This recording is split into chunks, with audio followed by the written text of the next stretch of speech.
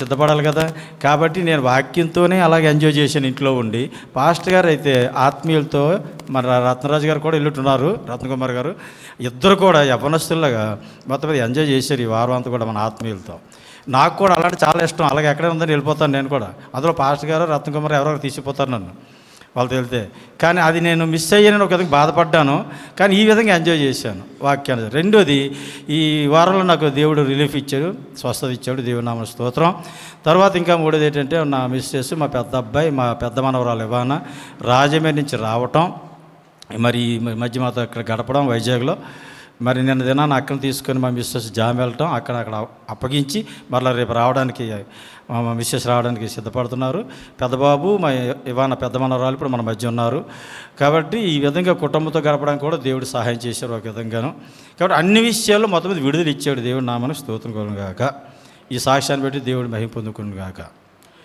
మనం సబ్జెక్టులోకి వెళ్దాం ప్రియులారా. మనం ఎక్కడ ఉన్నాం చరిత్రలో అన్నది ఒకసారి జ్ఞాపం చేసుకోవాలి. మనం గత వారం వచ్చేసరికి చరిత్రలో ఎక్కడ ఉన్నాం. యెహోషువ గ్రంథం అయిపోయింది.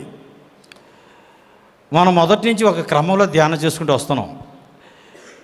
మన ఈ చర్చిలో జరుగుతున్నటువంటి ఈ కార్యక్రమాలు పెద్దబాబు సామ్యూల్ బాబు కూడా వీడియోలో రికార్డింగ్ బాగానే చేస్తున్నారు, అందరూ చూస్తున్నారు, ఆనందిస్తున్నారు. ఇక్కడ మన చర్చి మెంబర్సే కాకుండా బయట వాళ్ళు కూడా అందరూ యూట్యూబ్లో చూడడానికి చక్కని అవకాశాలు చక్కగా ఉన్నాయి, బాగుంది. ఇంత చక్కగా బైబిల్ని క్రమంగా ఒక దగ్గర నుంచి వరుస క్రమంగా ఇలా టీచ్ చేసేవాళ్ళు మన సార్వత్రిక సంఘంలో చాలా తక్కువ మంది ఉన్నారు. ప్రసంగాలు చేసేవాళ్ళు ఎక్కువ మంది ఉన్నారు, కానీ టీచ్ చేసేవాళ్ళు, కాలక్రమంగా టీచ్ చేసేవాళ్ళు తక్కువ మంది ఉన్నారు. ఒకవేళ చేసిన బైబిల్ కాలేజీలో చేస్తారు. బైబిల్ కాలేజీలు కూడా అలా చేయట్లేదు. నేను కూడా 4 సంవత్సరాలు సెమినార్ అయ్యాను, బీటెక్ 2 years అయ్యాను, ఎంటెక్ 2 years అయ్యాను సెమినార్లో. కానీ అది ఓన్లీ ఒక థియాలజికల్ తీసుకొని చెప్పేవారు తప్ప, ఆ సబ్జెక్ట్ని అంశాన్ని తీసుకునేవారు తప్ప, ఈ క్రమంలో ఎక్కడ ఇంతవరకు నా క్రైస్తవ జీవితంలో 24 సంవత్సరాలు 6 నెలలు నేను క్రైస్తవుని అయ్యాను. ఇప్పటికొచ్చి ఈ పద్ధతిలో టీచ్ చేసినట్టు టీచింగ్ నేను ఎక్కడ వినలేదు, చూడలేదు. నాకు చెప్పేవాళ్ళు కూడా సాక్ష్యాలు ఎక్కడ కూడా ఈ టైప్ ఆఫ్ టీచింగ్ నేను వినలేదు అని చెప్పేవాళ్ళే ఉన్నారు తప్ప, ఆల్రెడీ ఈ టీచింగ్ పలానా దగ్గర జరుగుతుందని చెప్పేవాళ్ళు కూడా లేరు. అయితే అందరికి రాదని కాదు దాని అర్థం, అందరికన్నా మనం గొప్పలని కాదు. ఒక్కొక్కరు ఒక్కొక్క విధానంలో టీచ్ చేస్తారు, ఒక్కొక్కరికి దేవుడు ఒక్కొక్క పద్ధతిని బయలుపరుస్తారు. కీర్తనలు రావు గారు చాలా చక్కగా వివరిస్తారు వ్యాఖ్యానంగా. అంత డీప్గా నేను వివరించలేను, అది వారికి ఇచ్చిన టాలెంట్. అలాగే రత్నకుమార్ గారు కూడా ఇంకొక ఆయన విషయంలో కూడా ప్రసంగాలు ఆయన కూడా బాగా వాడబడతారు. అంటే సేవకులు ఒక్కొక్కరు ఒక రంగా వాడబడుతున్నారు. కానీ ఈ టైప్ ఆఫ్ టీచింగ్ ఆది మానవు నుండి నేటి మానవుడి వరకు బైబిల్ వరుస క్రమం, పాత నిబంధన, కొత్త నిబంధన, సంఘ చరిత్రని ఒక కాలక్రమంలో పెట్టి ఆది మానవుడైన మొదటి మానవుడు తర్వాత ఎవరు, తర్వాత ఎవరు, తర్వాత ఎవరు, తర్వాత ఎవరు, దేవుడు ఎవరు ఏ పాత్ర వాడుకున్నాడు, ఏ చరిత్ర తర్వాత ఏ చరిత్ర జరిగిందన్న కాలక్రమం ఈ ఆది మానవుడు నేటి మానవు వరకు బైబిల్ వరుస క్రమం బైబిల్ స్టడీ ఇండెక్స్ పాంప్లెట్ మీ దగ్గర ఉంది కదా, అది మాత్రమే. దీని ప్రకారం చదివితే తక్కువ సమయంలో బైబిల్ వస్తుంది, చాలా తొందరగా బైబిల్ వస్తుంది, సులువుగా బైబిల్ అర్థమవుతుంది. అది నేను రుచి చూశాను, అనేకులు రుచి చూశారు, మీరు కూడా రుచి చూస్తున్నారు, దేవుని మహిమపరుస్తున్నాం. మనందరం కలిపి దేవుని నామానికి స్తోత్రం కలుగును గాక. సబ్జెక్టులోకి వెళ్తున్నాను. ఆది కాండంలో మనం చూసాం. ఈరోజు న్యాయాధిపతుల గ్రంథం మనం చూడాలి. బైబిల్లో పాత నిబంధనలో న్యాయాధిపతుల గ్రంథం 7వ బుక్. మీరు రాసుకోవాల్సిన పాయింట్స్ పిన్ పాయింట్గా రాసుకోండి. 7వ బుక్కి వచ్చే ముందు గత 6 బుక్కుల్లో ఏం జరిగిందో ఒకసారి జ్ఞాపం చేసుకుందాం. ఆది కాండంలో ఆది మానవుడైన ఆదాము దగ్గర నుంచి ఆఖరవాడైనటువంటి యోసేపు, ఆది కాండంలో యోసేపు ఆఖరవాడు. అంటే 23 తరాలు చూసాం మనం. ఆదాము మొదలుకొని యోసేపు వరకు కూడా 23 తరాలు క్యారెక్టర్స్ ఆది కాండంలో ఎక్కడెక్కడ ఉన్నాయో మీకు రిఫరెన్స్లతో చెప్పడం జరిగింది. ఆ రీతిలో మనం చదివేటప్పుడు మొత్తం ఆది కాండం అంతా కూడా మనకి చక్కగా అర్థమైపోతుంది. ఆ తర్వాత నాయకుల్లో 2వ వాడైనటువంటి మోసే గురించి చూసాం. నిర్గమకాండం, లేవికాండం, సంఖ్యాకాండం, ద్వితీయోపదేశకాండం, ఆ 4 కాండాల్లోనూ ఒక మోసే జీవిత చరిత్ర ఉంటుంది. అది కూడా 40 సంవత్సరాల చరిత్ర మ్యాక్సిమం మనకి. నిర్గమకాండం 12వ అధ్యాయం తర్వాత, అంతకుముందు 430 సంవత్సరాల చరిత్ర నిర్గమకాండంలో. ఓకే, అదంతా కూడా మనం లాస్ట్ టైం మోసే జీవిత చరిత్ర చూసాం. అంటే వరుస క్రమంలో చూస్తే మోసే ఎన్నోవాడు? 24వ వాడు. బుక్ లెవెల్లో చూస్తే ఎక్కడికి వచ్చాం? మోసే చనిపోయేసరికి బుక్ క్రమంలో ద్వితీయోపదేశకాండం వచ్చాం. ఇక నెక్స్ట్ 25వ వాడు ఎవరు? యెహోషువ. లాస్ట్ వీక్ చూసాం యెహోషువ తన క్యారెక్టర్. యెహోషువ 25వ వ్యక్తి మన బైబిల్ పాంప్లెట్ ప్రకారంగా వరుస క్రమంలో. ఎందుకంటే పితరులు 3 అయిపోయారు, నాయకుల తాలూకా బ్యాచీలో 3లో యెహోషువ లాస్ట్ వాడు. అయితే గ్రంథాల్లో వచ్చేసరికి 6వ గ్రంథం బైబిల్, అది పాత నిబంధనలో. యెహోషువ గ్రంథాన్ని 24 అధ్యాయాలు కూడా మనం స్టడీ చేస్తాం లాస్ట్ వీక్. యెహోషువ 4 దండయాత్రలు చేసేటప్పుడు మొదటి దండయాత్ర యోర్దాను తూర్పున 2.5 గోత్రాలకి ఆ భూభాగాన్ని పంచిపెట్టినట్టుగా, తర్వాత మోసే కాలంలో జరిగింది. మోసే చనిపోయిన తర్వాత ఒక యోర్దానికి పడమైన భాగం అంటే భాగం అంటే మధ్యధర సముద్రం వైపు, యోర్దాన్ టు పశ్చిమ మహాసముద్రం అయిన మధ్యధర సముద్రం, ఆ భాగాన్ని మొదట మధ్య దండయాత్ర, తర్వాత దక్షిణ దండయాత్ర, తర్వాత ఉత్తర దండయాత్ర, 3 దండయాత్రలు చేసి 31 మంది రాజుల్ని జయించినట్టుగా యెహోషువ కాలంలో మనం చూస్తాం. ఆ భూభాగాన్ని 12 మంది గోత్రాల వరకు కింద యోదాము మొదలుకొని అంటే బేర్షెబా మొదలుకొని దాని వరకు కూడా మొత్తం 12 గోత్రాలకు ఆ భూభాగాన్ని కనాన్ దేశాన్ని పనిచేశాడు. అక్కడ అంతకుముందు పూర్వం ఎవరు ఉండేవారు? కనానీ లేని 7 జాతుల వాళ్ళు ఉండేవారు. వాళ్ళందరినీ నిర్మూలన చేసి మ్యాక్సిమం నిర్మూలన చేశారు. ఆ భూభాగాన్ని ఇశ్రాయేల్ 12 గోత్రాలు పంచుకున్నారు. ఇది ఎప్పుడు వాగ్దానం? ఇది ఆదికాండం అబ్రాహాములో ఇస్సాకు యాకోబుతో దేవుడు చేసిన వాగ్దానం యెహోషువ కాలంలో యెహోషువ గ్రంథంలో నెరవేరింది. మీ పితరులు అయినటువంటి అబ్రాహాం, ఇస్సాకు, యాకోబుకి ఇచ్చినటువంటి ఈ భూభాగాన్ని, ఈ వాగ్దానాన్ని మీ కాలంలో మన దేవుడు నెరవేర్చాడు. కాబట్టి ఇటుపైన మీ అందరూ కూడా దేవుని విషయంలో భయభక్తులు కలిగి ధర్మశాస్త్ర విషయంలో మీరు చాలా జాగ్రత్తగా ఉండాలి. ఎట్టి పరిస్థితుల్లో కూడా ఇతర దేవతలు మీరు వెంబడించకూడదు. ఐగుప్తులో ఉన్నటువంటి దేవతలు కానీ, మీ పితరుల నది వద్ద యోపటిష్ నది వద్ద ఆరాధించిన దేవతలు కానీ, లేదా కనాన్లో అమోరీ దేశంలో ఉన్న దేవతలు కానీ, ఏ దేవతను కానీ దేని రూపంలో విగ్రహాన్ని మీరు చేసుకోకూడదు, దాన్ని సాగిలు పడకూడదు. ప్రపంచ జనాభా అంతా కూడా దేవతలే ఆరాధిస్తారు, వారు విగ్రహాలే ఆరాధిస్తారు. మీరు మాత్రం దేవుని మాత్రం ఆరాధించాలి. మీ సృష్టికర్త అయిన దేవుణ్ణే మీరు ఆరాధించాలి. ఆకాశంని, భూమిని, సముద్రాలను సృష్టించిన సృష్టికర్తనే మీరు ఆరాధించాలి. మీకు మాత్రం విగ్రహాలు ఆరాధించుకోవడానికి లైసెన్స్ లేదు. ఎట్టి పరిస్థితుల్లోనైనా మరలా మీరు స్థిరపడిన తర్వాత, కనాన్లో మరలా మీరు అంతా బాగా అభివృద్ధి అయిన తర్వాత, మీ తరం తర్వాత మళ్ళీ మీ పిల్లలు వస్తారు, వాళ్ళకు కూడా ధర్మశాస్త్రం చెప్పాలి. చెప్పకపోతే మరలా వారు ఇతరులు చూసి వాళ్ళతో సహవాసం చేస్తారు, వాళ్ళతో దేవతలు ఆరాధిస్తారు, వాళ్ళతో కలిపి వివాహాలు చేసుకుంటారు, వాళ్ళతో సాంగత్యం చేస్తారు. అప్పుడు వాళ్ళు మళ్ళీ వీళ్ళని విగ్రహారాధనలో తీసుకుపోతారు. కాబట్టి ఎట్టి పరిస్థితుల్లో కూడా ఈ హెచ్చరికలు మాత్రం మీ పిల్లలకు బోధించండి అని యెహోషువ మృతి నొందినప్పుడు కూడా చెప్పి మరి బాధ్యతలు అప్పగించి చనిపోయినట్టుగా యెహోషువ గ్రంథంలో మనం చూసాం 24వ అధ్యాయం. ఓకే ప్రియులారా, యెహోషువ గ్రంథం అయిపోయిన వెంటనే పేజీ తిప్పితే మనకి న్యాయాధిపతులు కనబడుతుంది. ఇక న్యాయాధిపతులలో మనకి ఏం కనబడుతుందంటే, అబ్రాహాము, ఇస్సాకు, యాకోబుకి వాగ్దానం చేసినటువంటి ఈ భూభాగాన్ని ఇన్ని సంవత్సరాలు కష్టపడి దేవుడు ఆ వాగ్దాన భూమిని అరణ్యంలో ఉన్నట్టు ఐగుప్తులను ఇశ్రాయేల్ని అరణ్యంలో నడిపించి ఎంతగా ప్రేమించి వాళ్ళు జాగ్రత్తగా తీసుకొచ్చి వాళ్ళ కట్టని ఇళ్లల్లోని తవన బావులు ఇచ్చి, చెట్ల పొలాలు ఇచ్చి, అన్నీ ఇచ్చి, స్వాస్థ్యాలు ఇచ్చి, బ్రహ్మాండ భూములు ఇచ్చి, అన్నీ ఇచ్చి సౌఖ్యం ఇచ్చితే చివరికి ఏమైపోయారంటే, ఆ కాలంలో ఆ పితరులను చనిపోయిన తర్వాత నెక్స్ట్ జనరేషన్ వచ్చింది, నెక్స్ట్ పిల్లలు వచ్చారు. రాగానే మరలా దారి తప్పినట్టుగా కనబడుతుంది న్యాయాధిపతుల గ్రంథం. బైబిల్లో న్యాయాధిపతుల గ్రంథం బుక్ 7వ బుక్ అది.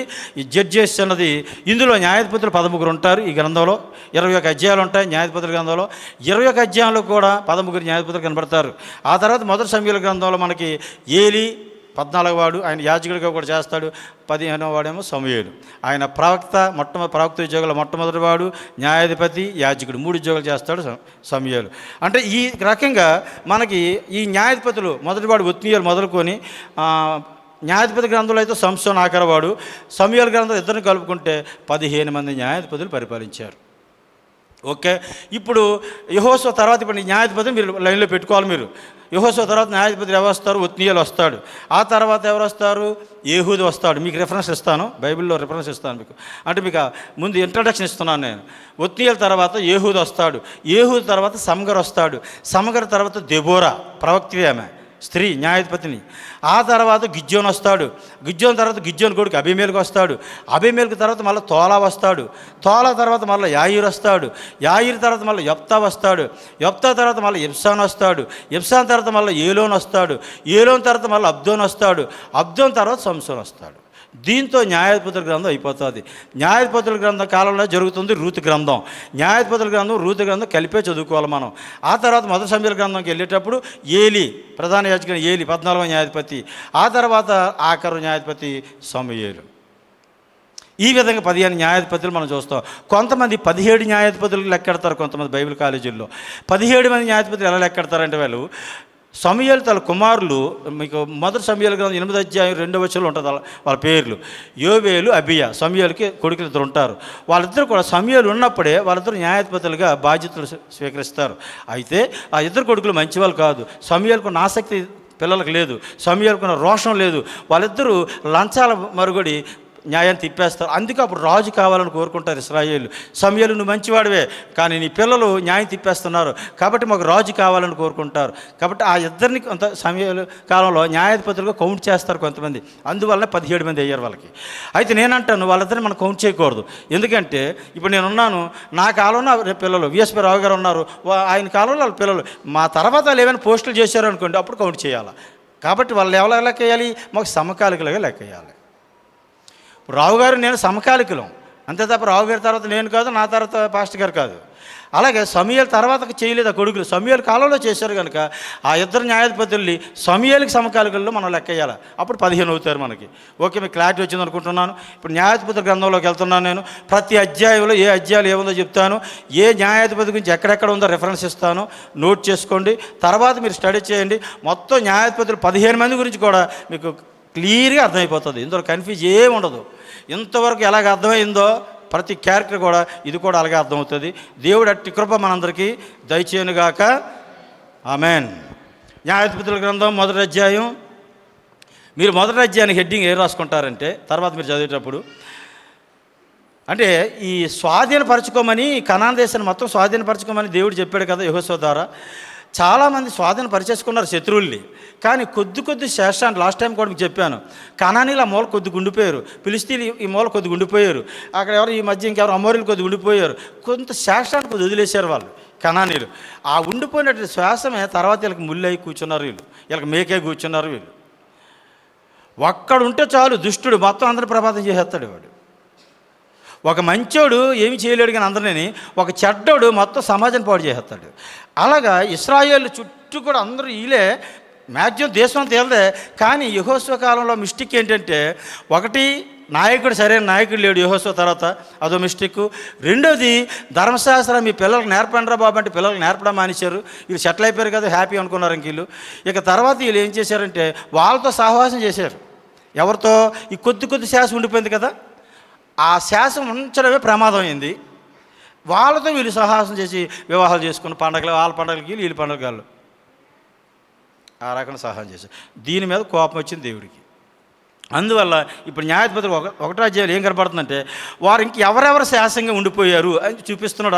1వ అధ్యాయంలో అంతా జయించారు కానీ స్వాధీనపరచుకుని ప్రక్రియ అంతా పూర్తిగా ఇచ్చింది, కానీ ఇంకా ఇశ్రాయేలు ఎక్కడెక్కడ వైఫల్యం పొందారు, ఎక్కడెక్కడ వీళ్ళు ఇంకా ఫెయిల్ అయ్యారన్న విషయం 1వ అధ్యాయంలో కనపడుతుంది ప్రియులారా. ఇందులో ఒక మాట మీకు గమనిస్తాను, మీరు చూపిస్తాను చూడండి. 7వ వచనం, 1వ అధ్యాయం 7వ వచనంలో, అప్పుడు అదోనీబెజెకు తమ కాళ్ళు చేతులు బొటమరేలు కోయబడిన 70 మంది రాజులు నా భోజన బల్ల కింద మొక్కలు ఏరుకొని చుండిరి. నేను చేసినట్లే దేవుడు నాకు ప్రతిఫలం ఇచ్చిన నేను. ఆ మాట అండర్లైన్ చేసుకోండి. ఆ స్టోరీ మీకు చెప్తాను. ఇక్కడ శత్రువులు జయిస్తున్నప్పుడు యోధావారు వెళ్ళారు ఒక శత్రువుల మీదకి. వెళ్ళేటప్పుడు అదోనీబెజెక్ అన్నట్టు ఒక రాజు ఉన్నాడు. కానీ బెజెక్ వెళ్ళాడు, 10,000 మంది చంపేశారు. అదోనీబెజెక్ ఒక రాజుని తీసుకొచ్చి ఆయన బొటమరేలు కాళ్ళు చేతులు కోసేశారు. అప్పుడు ఈ రాజు అంటున్నాడు, నేను చదివిన 7వ వచనంలో, నేను చేసినట్లే నాకు చేశాడు దేవుడు అన్నాడు. దేవుడు నామమున స్తోత్రం కలుగును గాక. మనకంతకే గలతీ పత్రికలో 6వ అధ్యాయం 7వ వచనంలో పౌలు చెప్తాడు ఆ మాట, మోసపోకుడి దేవుడు ఎక్కిరించబడ్డు, మనుషుడు ఏ విత్తుతాడో అదే కోస్తాడు. అదే జరిగింది దీనికి. ఈయన ఏం చేసినట్టు అంతకుముందు 70 మంది రాజులట ఏళ్ళు కోసేసాడట, కాళ్ళు చేతులు బొటమరేళ్ళు, ఇంకా యుద్ధాలకు పనికి రాకుండా. ఇప్పుడు కనానీయుడైనటువంటి ఈయన్ని ఇజ్రాయేల్ ఏం చేశారు? అదే పని చేశారు. ఇప్పుడు ఆయన ఏమంటున్నాడు? నేను ఒకరికి ఎలా చేశాను, ఇప్పుడు దేవుడు నాకు అలాగే చేశాడు అన్నాడు. సరిపోయింది కదా లెక్క? ఓకే. కాబట్టి దీన్ని బట్టి మనం దేవుడు హెచ్చరిస్తున్నాడు అందులో మనల్ని, మనం ఏం చేస్తామో అదే కోస్తాం, ఏం విత్తుతామో అదే కోస్తాం. మనం ఎంత కానుకిస్తున్నామో దేవుడికి ఆ పంట కోస్తాం. మనం దేవుడి కొరకు ఎంత ఖర్చు పెడతామో సమయాన్ని అదే కోస్తాం. మన దేవుడి కొరకు మనకిచ్చిన ఆయుష్కాలం, ఆరోగ్యం, మనకిచ్చిన ఆశీర్వాదాలు ఎంత ఖర్చు పెడుతున్నామో మనం ఆ పంటే కోస్తాం. మన పిల్లలు ఆ పంటే కోస్తారు. దేవుడి నామమున స్తోత్రం కలుగుగా. దేవుడు ఎక్కిరింపబడ్డు.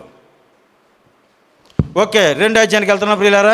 2వ అధ్యాయంలో ఏం కనపడుతుందంటే, స్వాధీనపరచుకోవలసిన భూభాగాన్ని స్వాధీనపరచుకోలేదు కనుక మీకు తీర్పు ఇలా ఉంటుందని దేవుడు హెచ్చరిస్తున్నాడు. అది 2వ అధ్యాయంలో. మీరు స్వాధీనపరచుకోవాలన్న దేశం అంతా మీరు స్వాధీనపరచుకోలేదు కనుక మీకు తీర్పు ఉంటుంది చెప్తున్నాడు. 2వ అధ్యాయం 1వ వచనంలోనే మీకు కనబడుతుంది, యెహోవా దూత గిల్గాల్ నుండి బయలుదేరి అని ఉంది. యెహోవా దూత ప్రత్యక్షమైంది.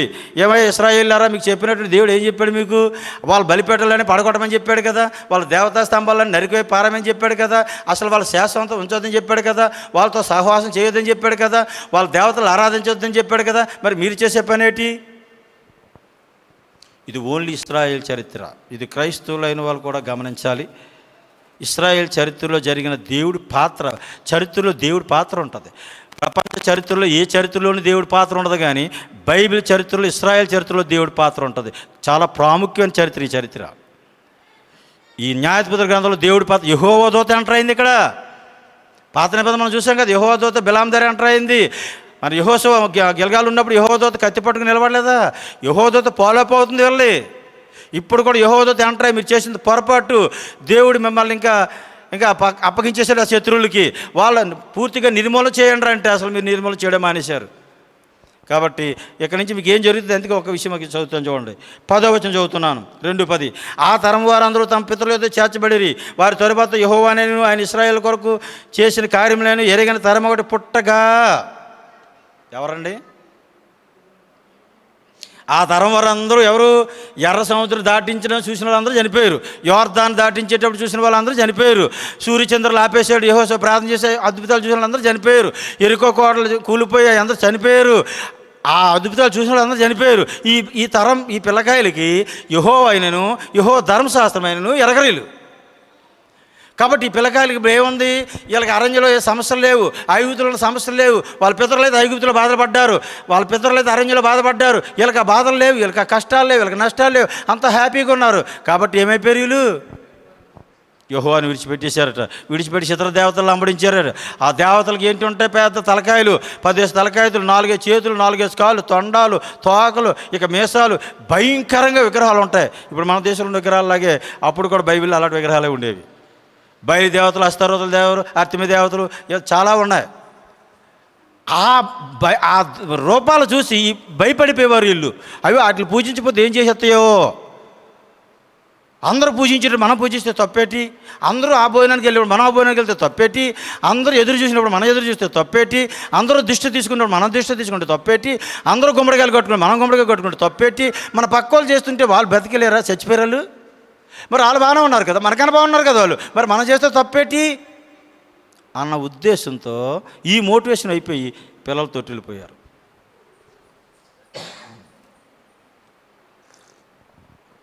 ఇదే వీళ్ళ కొంపల ముంచింది. న్యాయాధిపతుల గ్రంథం అంతా కూడా అదే. ఇప్పుడు 2 అధ్యాయాలు ఏం చెప్తున్నాడంటే 16వ వచనం చదువుతున్నాం చూడండి. ఆ కాలం యెహోవా వారి కొరకు న్యాయాధిపతులు పుట్టించెను, వీరు దోచుకుని వారి చేతిలోని ఇశ్రాయేలును రక్షించిరి. దోచుకుని వారు ఎవరు? దోచుకుని వారిని యెహోవా పంపిస్తాడు వీళ్ళ మీదకి. మనల్ని దోచుకునే వారు ఎక్కడి నుంచో రారు, యెహోవా ఆర్డర్ ఇస్తాడు వాళ్ళకి. సాతానుగాడికి పర్మిషన్ ఇస్తాడు. సాతానుగాడికి పర్మిషన్ ఇవ్వకుండా ఎవడు మనల్ని ఏమీ చేయలేడు. ఫస్ట్ ఒకరికి దోచుకునే వాళ్ళకి అప్పగించాడు ఆరాం వారికి దోచుకోవడానికి అప్పగిస్తే ఆరాం వారు బాగా బాధించారు. 8 సంవత్సరాలు వాళ్ళకి దోషలుగా ఉన్నారు. అప్పుడు మొర్రపెట్టారు వీళ్ళు. మొర్రపెట్టగానే ఒత్తియాలి అన్నటువంటి న్యాయాధిపతిని పుట్టించాడు ఈయన. వాళ్ళు మొర్రపెట్టినప్పుడు మీకు న్యాయాధిపతి గ్రంథంలో 7 సార్లు తప్పినట్టుగా కనపడుతుంది. రొటీన్గా 5 విషయాలు సర్కిల్ అలా జరుగుతుందంటే 5 సార్లు జరుగుతుంది. సర్కిల్ ఏంటంటే ఫస్ట్ ఒకటి పాపం. నోట్ చేసుకోండి. ఫస్ట్ వాళ్ళు ఏం చేస్తారంటే పాపం చేస్తారండి. పాపం అంటే మీకు అర్థమైపోయింది కదా.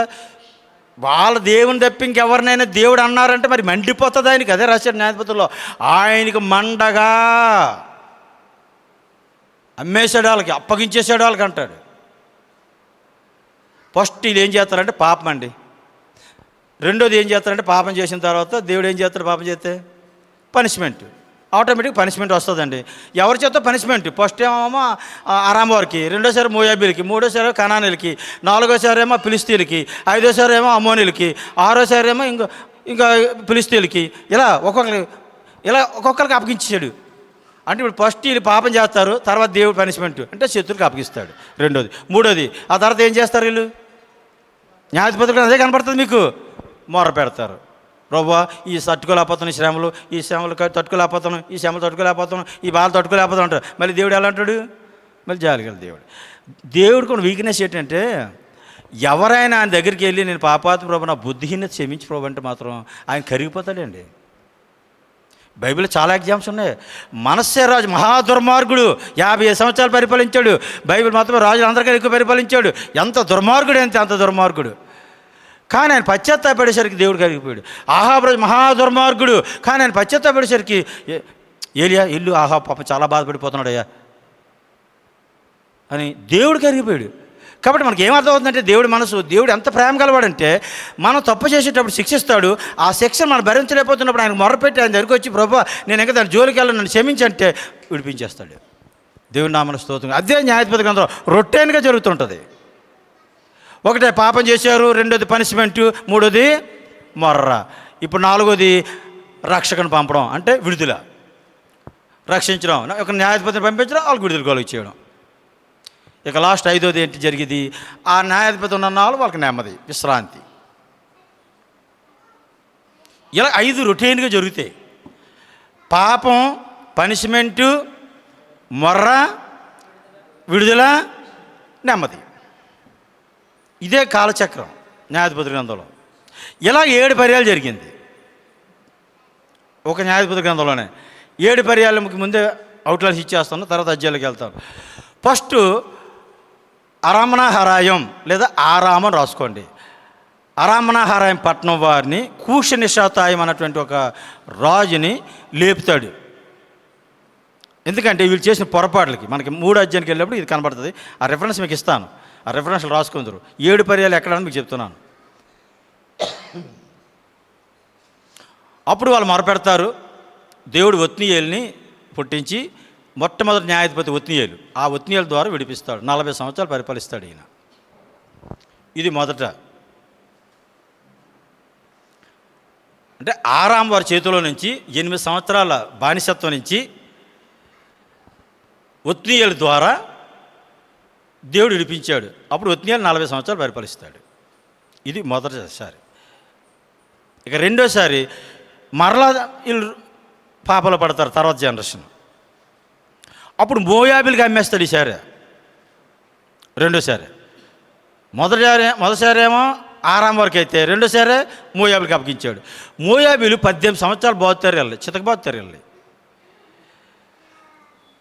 అప్పుడు వీళ్ళు మళ్ళీ ఏడుస్తారు, మొరపెడతారు. అప్పుడు యెహూదా, బెన్యామీను గోత్రుడు అయినాడు యెహూదని దేవుడు పుట్టించి 80 సంవత్సరాలు న్యాయాధిపతిగా ఆయన పరిపాలన చేస్తాడు. 80 సంవత్సరాలు అక్కడ నెమ్మది వస్తుంది. అది రెండోది. ఇక మూడో దండన మళ్ళీ వీళ్ళకి ఎక్కడ జరుగుతుందంటే, వీళ్ళు మళ్ళీ దారి తప్పిపోతారు. దారి తప్పిన తర్వాత కనానీలకు అప్పగిస్తారు ఈసారి. కనానీలకు అప్పగించిన తర్వాత 20 సంవత్సరాలు వాళ్ళు బాధిస్తారు. 20 సంవత్సరాలు వాళ్ళు బాధించిన తర్వాత వీళ్ళు మళ్ళీ మామూలుగా మొరపెడతారు. అప్పుడు దెబోరా అన్నటువంటి ప్రవక్తరేని, ఆమె న్యాయాధిపతిని ప్రవక్తరేని, రెండు కూడా లప్పిదోతు భార్య. మీకు రెఫరెన్స్ ఇస్తాను అవన్నీ కూడా, జస్ట్ ఇవి 2Kగా రాసుకున్న అవగాహన కోసం. ఆమె విడిపిస్తుంది. బారాకును ఈమె కలిపి ఇద్దరు కూడా విడిపిస్తారు. విడిపిన 40 సంవత్సరాలు ఈమె పరిపాలిస్తుంది దెబోరా. అప్పుడు మళ్ళా నెమ్మది 40 సంవత్సరాలు. ఎన్ని అయ్యండి? ఇక నాలుగోది మరలా వీళ్ళు దారి తప్పిపోతారు. ఈసారి మిద్యానీలకి అమ్మేస్తాడు. మిద్యానీలకి అమ్మేస్తే మిద్యానీలు 7 సంవత్సరాలు బాధ పెడతారు వెళ్ళి. వీళ్ళు మిక్కిలి హీనదశకు వచ్చారని కూడా రాయబడి ఉంటుంది. ఇక మా బాధ ఎవడో చెప్పుకోవడం రా బాబు అన్నట్టు అయిపోతారు వాళ్ళు. అప్పుడు గిద్యోన్ని పుట్టిస్తాడు దేవుడు. అప్పుడు మిద్యాన్ చేతిలోంచి గిద్యోని విడిపిస్తాడు. 40 సంవత్సరాలు పరిపాలిస్తాడు.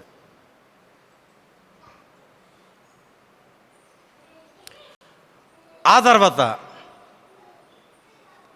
అంతర్యుద్ధాలు. గిద్యోని తర్వాత అంతర్యుద్ధాలు. అబీమెలెకుని ఆయన కొడుకు ఉప్పత్ని కొడుకే, వాళ్ళ కుటుంబాల షెకెం వారు, మిల్లో వారని వాళ్ళే యుద్ధాలు, అంతర్యుద్ధాలు. ఆ అంతర్యుద్ధాలు 3 సంవత్సరాలు ఉంటాయి వాళ్ళకి. ఆ 3 సంవత్సరాల తర్వాత మళ్ళా వాళ్ళు నడిపిస్తాడు.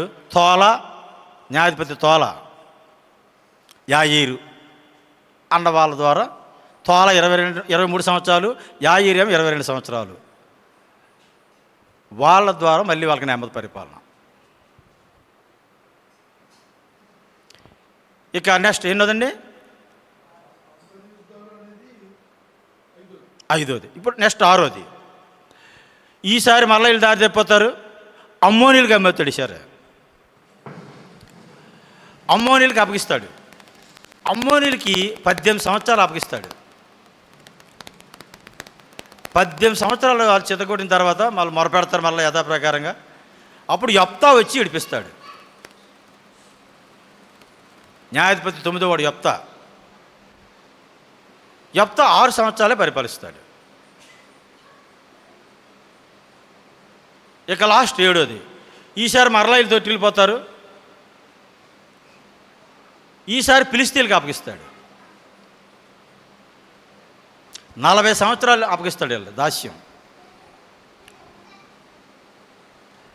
40 సంవత్సరాలు వాళ్ళ దాస్యంలో ఉండి వాళ్ళు బాధపడితే అప్పుడు సంసోను పుట్టిస్తాడు.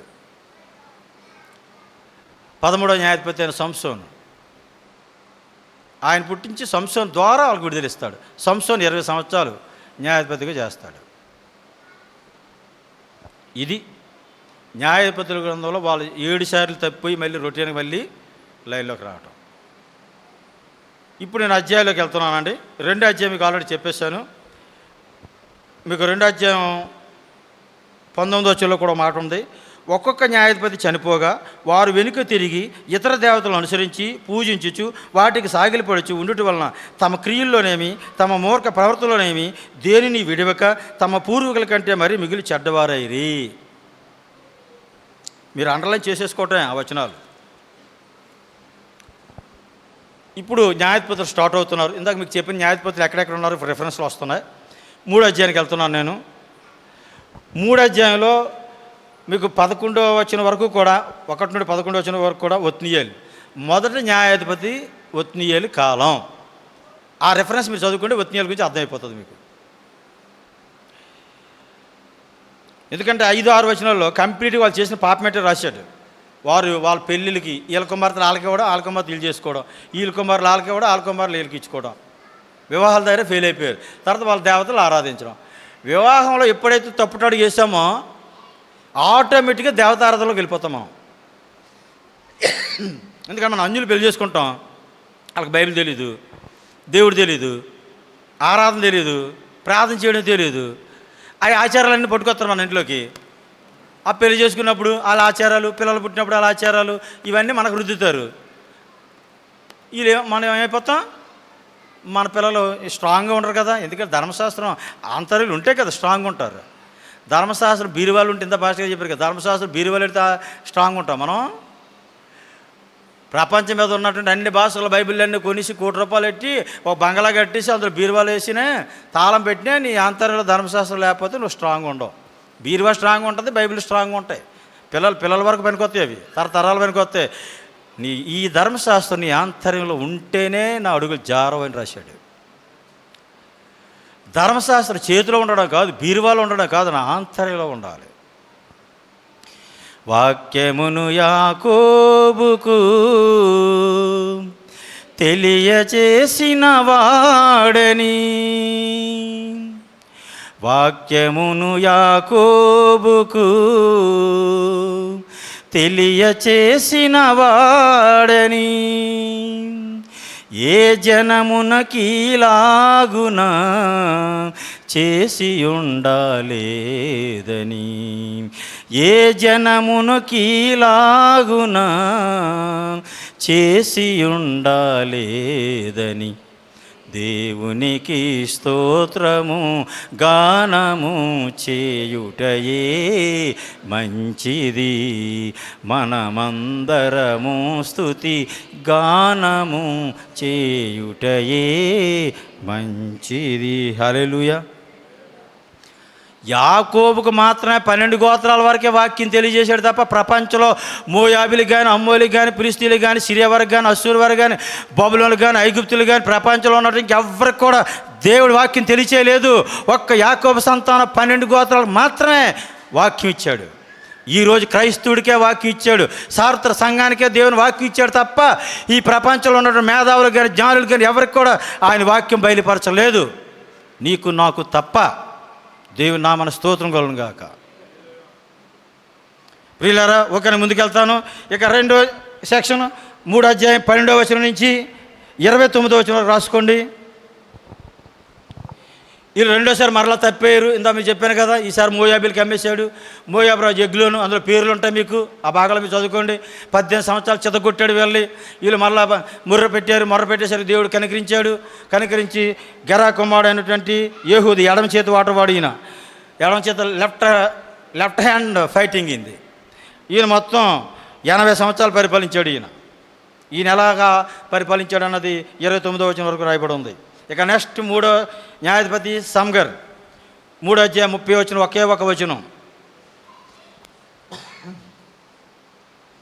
న్యాయాధిపతులు 3:30. అనాథ కుమారుడు సంగర్ న్యాయాధిపతిగా ఉన్న అతను ఫిలిష్తీయులు 600 మంది మునకాల కర్రతో కొట్టేశాడంట. ఒక్క కర్రతో 600 మందిని కొట్టేశాడట ఈ న్యాయాధిపతి. మరి ఎంత బలవంతుడో చూడండి.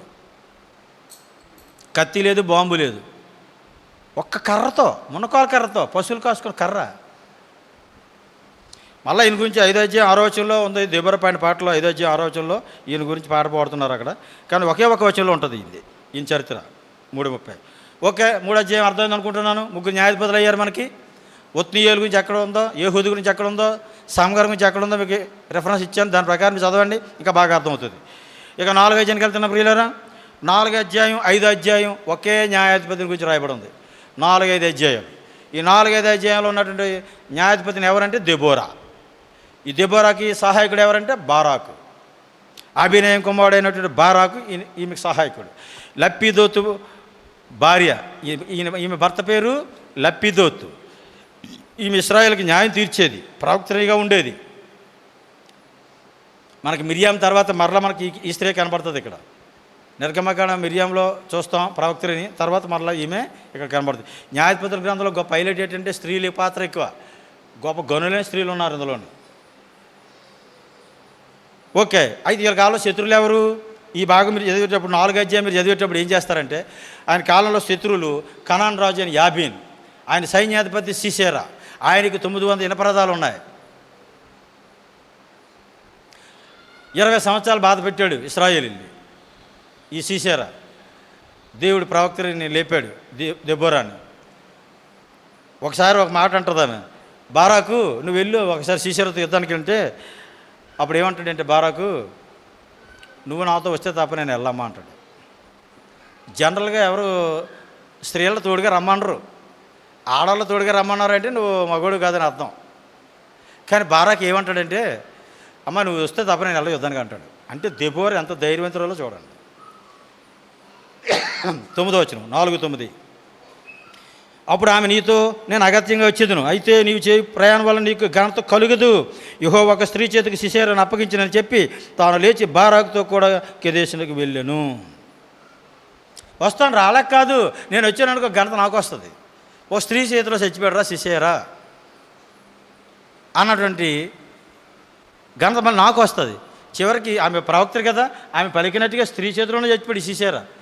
ఇదే అధ్యాయాలు మీరు చూస్తే 21వ వచనంలో యాయేలు గుడారం మేకు తీసుకుని, యాయేలు ఏం చేసింది, గుడారం మేకు తీసుకుని సుత్తి చేత పట్టుకుని అతని వెళ్ళగెళ్ళి అతను గాఢనిద్రలో ఉన్నప్పుడు ఆ సీసేరాని చంపేసింది.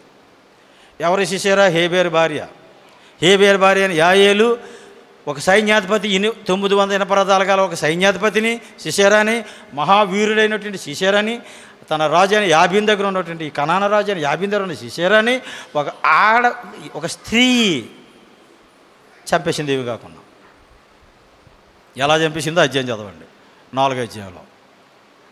అంతేకాదు 15వ వచనంలో మాట రాశాడు 4:15లో, బారాకు వారిని హతం చేయనట్లు యెహోవా సీసేరాను అతని రథములన్నింటినీ అతని సర్వసేన కలవరపరచగా సీసేరా తన రథమును దిగి కాలినడక పారిపోయెను. యెహోవా యుద్ధం ఎవరు చేస్తున్నారు? యెహోవా సేన ఏం చేశాడంటే సేనని కలవరపరిచాడంట. ఇశ్రాయేల్ ఓన్లీ యాక్టింగ్ అండి. ఇప్పుడు మనం ఎలా యాక్ట్ చేస్తున్నాం? మాట్లాడేవాళ్ళు మనం కాదు, మైక్ మాట్లాడుతుంది, ఇక్కడ నేను నిలబడి పూజిస్తున్నాను, మాట్లాడేవాడు దేవుడు ఆత్మ. ఇశ్రాయేల్ యుద్ధంలో ఏం చేయాలంటే వాళ్ళు నిలబడాలి అంతే. గన్నట్టుకోనో లేకపోతే పిస్తలు పట్టుకోనో బాణం పట్టుకోనో బాంబు పట్టుకోనో వీళ్ళు నిలబడి యాక్టింగ్ చేయాలి. వీళ్ళు యాక్టింగ్ చేస్తే యుద్ధం ఎవరు చేస్తారు? దేవుడు చేస్తారు. అదే పద్ధతి ఇప్పుడు కూడా దేవుడిది. మీ భారం నా మీద వేయండి, మీ చింత యావత్తు నా మీద వేయండి, నేను చూసుకుంటాను, మీరెందుకు కంగారు పడతారు, మీరెందుకు అలా కలవరపడతారు. మనం ఆయన మీద వేయం, మనం కలవరపడిపోతుంటాం. మనం ఆ భారం మనమే వేసుకోవాలనుకుంటాం కాబట్టి మన శ్రమలు. ఓకే, ఇక్కడ యుద్ధం ఎవరు చేశారట 4:15 యెహోవా కలవరపరుస్తున్నాడు. ఆ రకంగా యుద్ధం వచ్చింది. 5వ అధ్యాయం ఏముంటుందంటే వాళ్ళ పాట, దెబోరా మొత్తం సైన్య ఇశ్రాయేలు అందరూ పాటలు పాడుతున్నారు. 20వ వచనంలో చూడండి, 5:20 నక్షత్రములు ఆకాశం నుండి యుద్ధం చేశాను, నక్షత్రములు తమ మార్గంలో నుండి సిసేరాతో యుద్ధం చేశాను. ఇంతకు యుద్ధం ఎవరు చేశారంట? నక్షత్రాలు యుద్ధం చేసేయంట. దేవుని నామన స్తోత్రం కలుగును గాక. దేవుడి పక్షాన మనం నిలబడేటప్పుడు యుద్ధం యెహోవాదే. అందుకే అన్నాడు దావీదు, ఇదంతా తెలుసు ధర్మశాస్త్రానికి. ఈ చరిత్ర తెలిసేవాడు ఎవడు కూడా బలహీనంగా లేడండి. దానియేలు కానీ, దావీదు కానీ, అపోస్తలు కానీ, పౌలు కానీ అంత బలంగా స్ట్రాంగ్ ఉన్న కారణం ఏంటి? వాళ్ళ పితరుల ధర్మశాస్త్రం వాళ్ళకి తెలుసు, వాళ్ళ చరిత్ర తెలుసు, వారి పూర్వీకుల చరిత్ర తెలుసు. ఈవేళ మన క్రైస్తవులు బలహీనలు అయిపోయే కారణం ఏంటి? మనకు బైబిల్ తెలియక, దేవుడి శక్తి సామర్థ్యాలు తెలియక, చరిత్రలో ఏం జరిగిందో తెలియక. ఓకే, ఇది 5 అధ్యాయాలు ఉంది. 5:31 మీకు దెబోరా ఎన్ని సంవత్సరాలు పరిపాలించిందో రాయబడి ఉంది, సంఖ్య 40 సంవత్సరాలని. ఇది 5వ అధ్యాయం ప్రియులారా. 4వ న్యాయాధిపతి అయిపోయింది. ఇక 5వ న్యాయాధిపతి గురించి రాసుకోండి. ఈ 5వ వాడు గిద్యోను. 6 అధ్యాయం, 7 అధ్యాయం, 8 అధ్యాయం. న్యాయాధిపతుల గ్రంథం 6 అధ్యాయం, 7 అధ్యాయం, 8 అధ్యాయం, 3 అధ్యాయాలు. మీకు ఒక మాట అక్కడ కనపడుతుంది చూడండి. ఒక ప్రవక్తని పంపించినట్టుగా 8వ వచనంలో కనపడుతుంది. యెహోవా ఇశ్రాయేలు వద్దకు ఒక ప్రవక్తని పంపాను. ఈ ప్రవక్త పేరు రాయలేదు, ఓ ప్రవక్తని పంపించాడు. యెహోవా దూతను చూసాం కదా 2 అధ్యాయంలో గిల్గాల్ దగ్గర. అలా ఇక్కడ ఒక ప్రవక్తని పంపించాడు. ఈ ప్రవక్త ఏం చెప్పాడంటే 7 వచనం మొదటి 6 వచనాలు వీళ్ళు ఎంత ఇబ్బంది పడుతున్నారో కనపడుతుంది. వీళ్ళు చాలా మిక్కిలి హీనదశకు వచ్చారట మిద్యానీల వల్ల. వాళ్ళ జీవన సాధనమైన అన్నిది కూడా వాళ్ళు పని చేసుకున్న కూలిపోయిన పనిముట్లు కూడా పట్టిపోతున్నారు. వాళ్ళు తినడానికి కూడా ఏమనిచ్చట్లేదు. వీళ్ళు శత్రువులు అంత ఘోరంగా ఉంది, శత్రువుల దాడి. అలాంటి పరిస్థితులు వీళ్ళు ఏడుతున్నారు, మొర పెడుతున్నారు. ఒక ప్రవక్తను పంపించాడంట.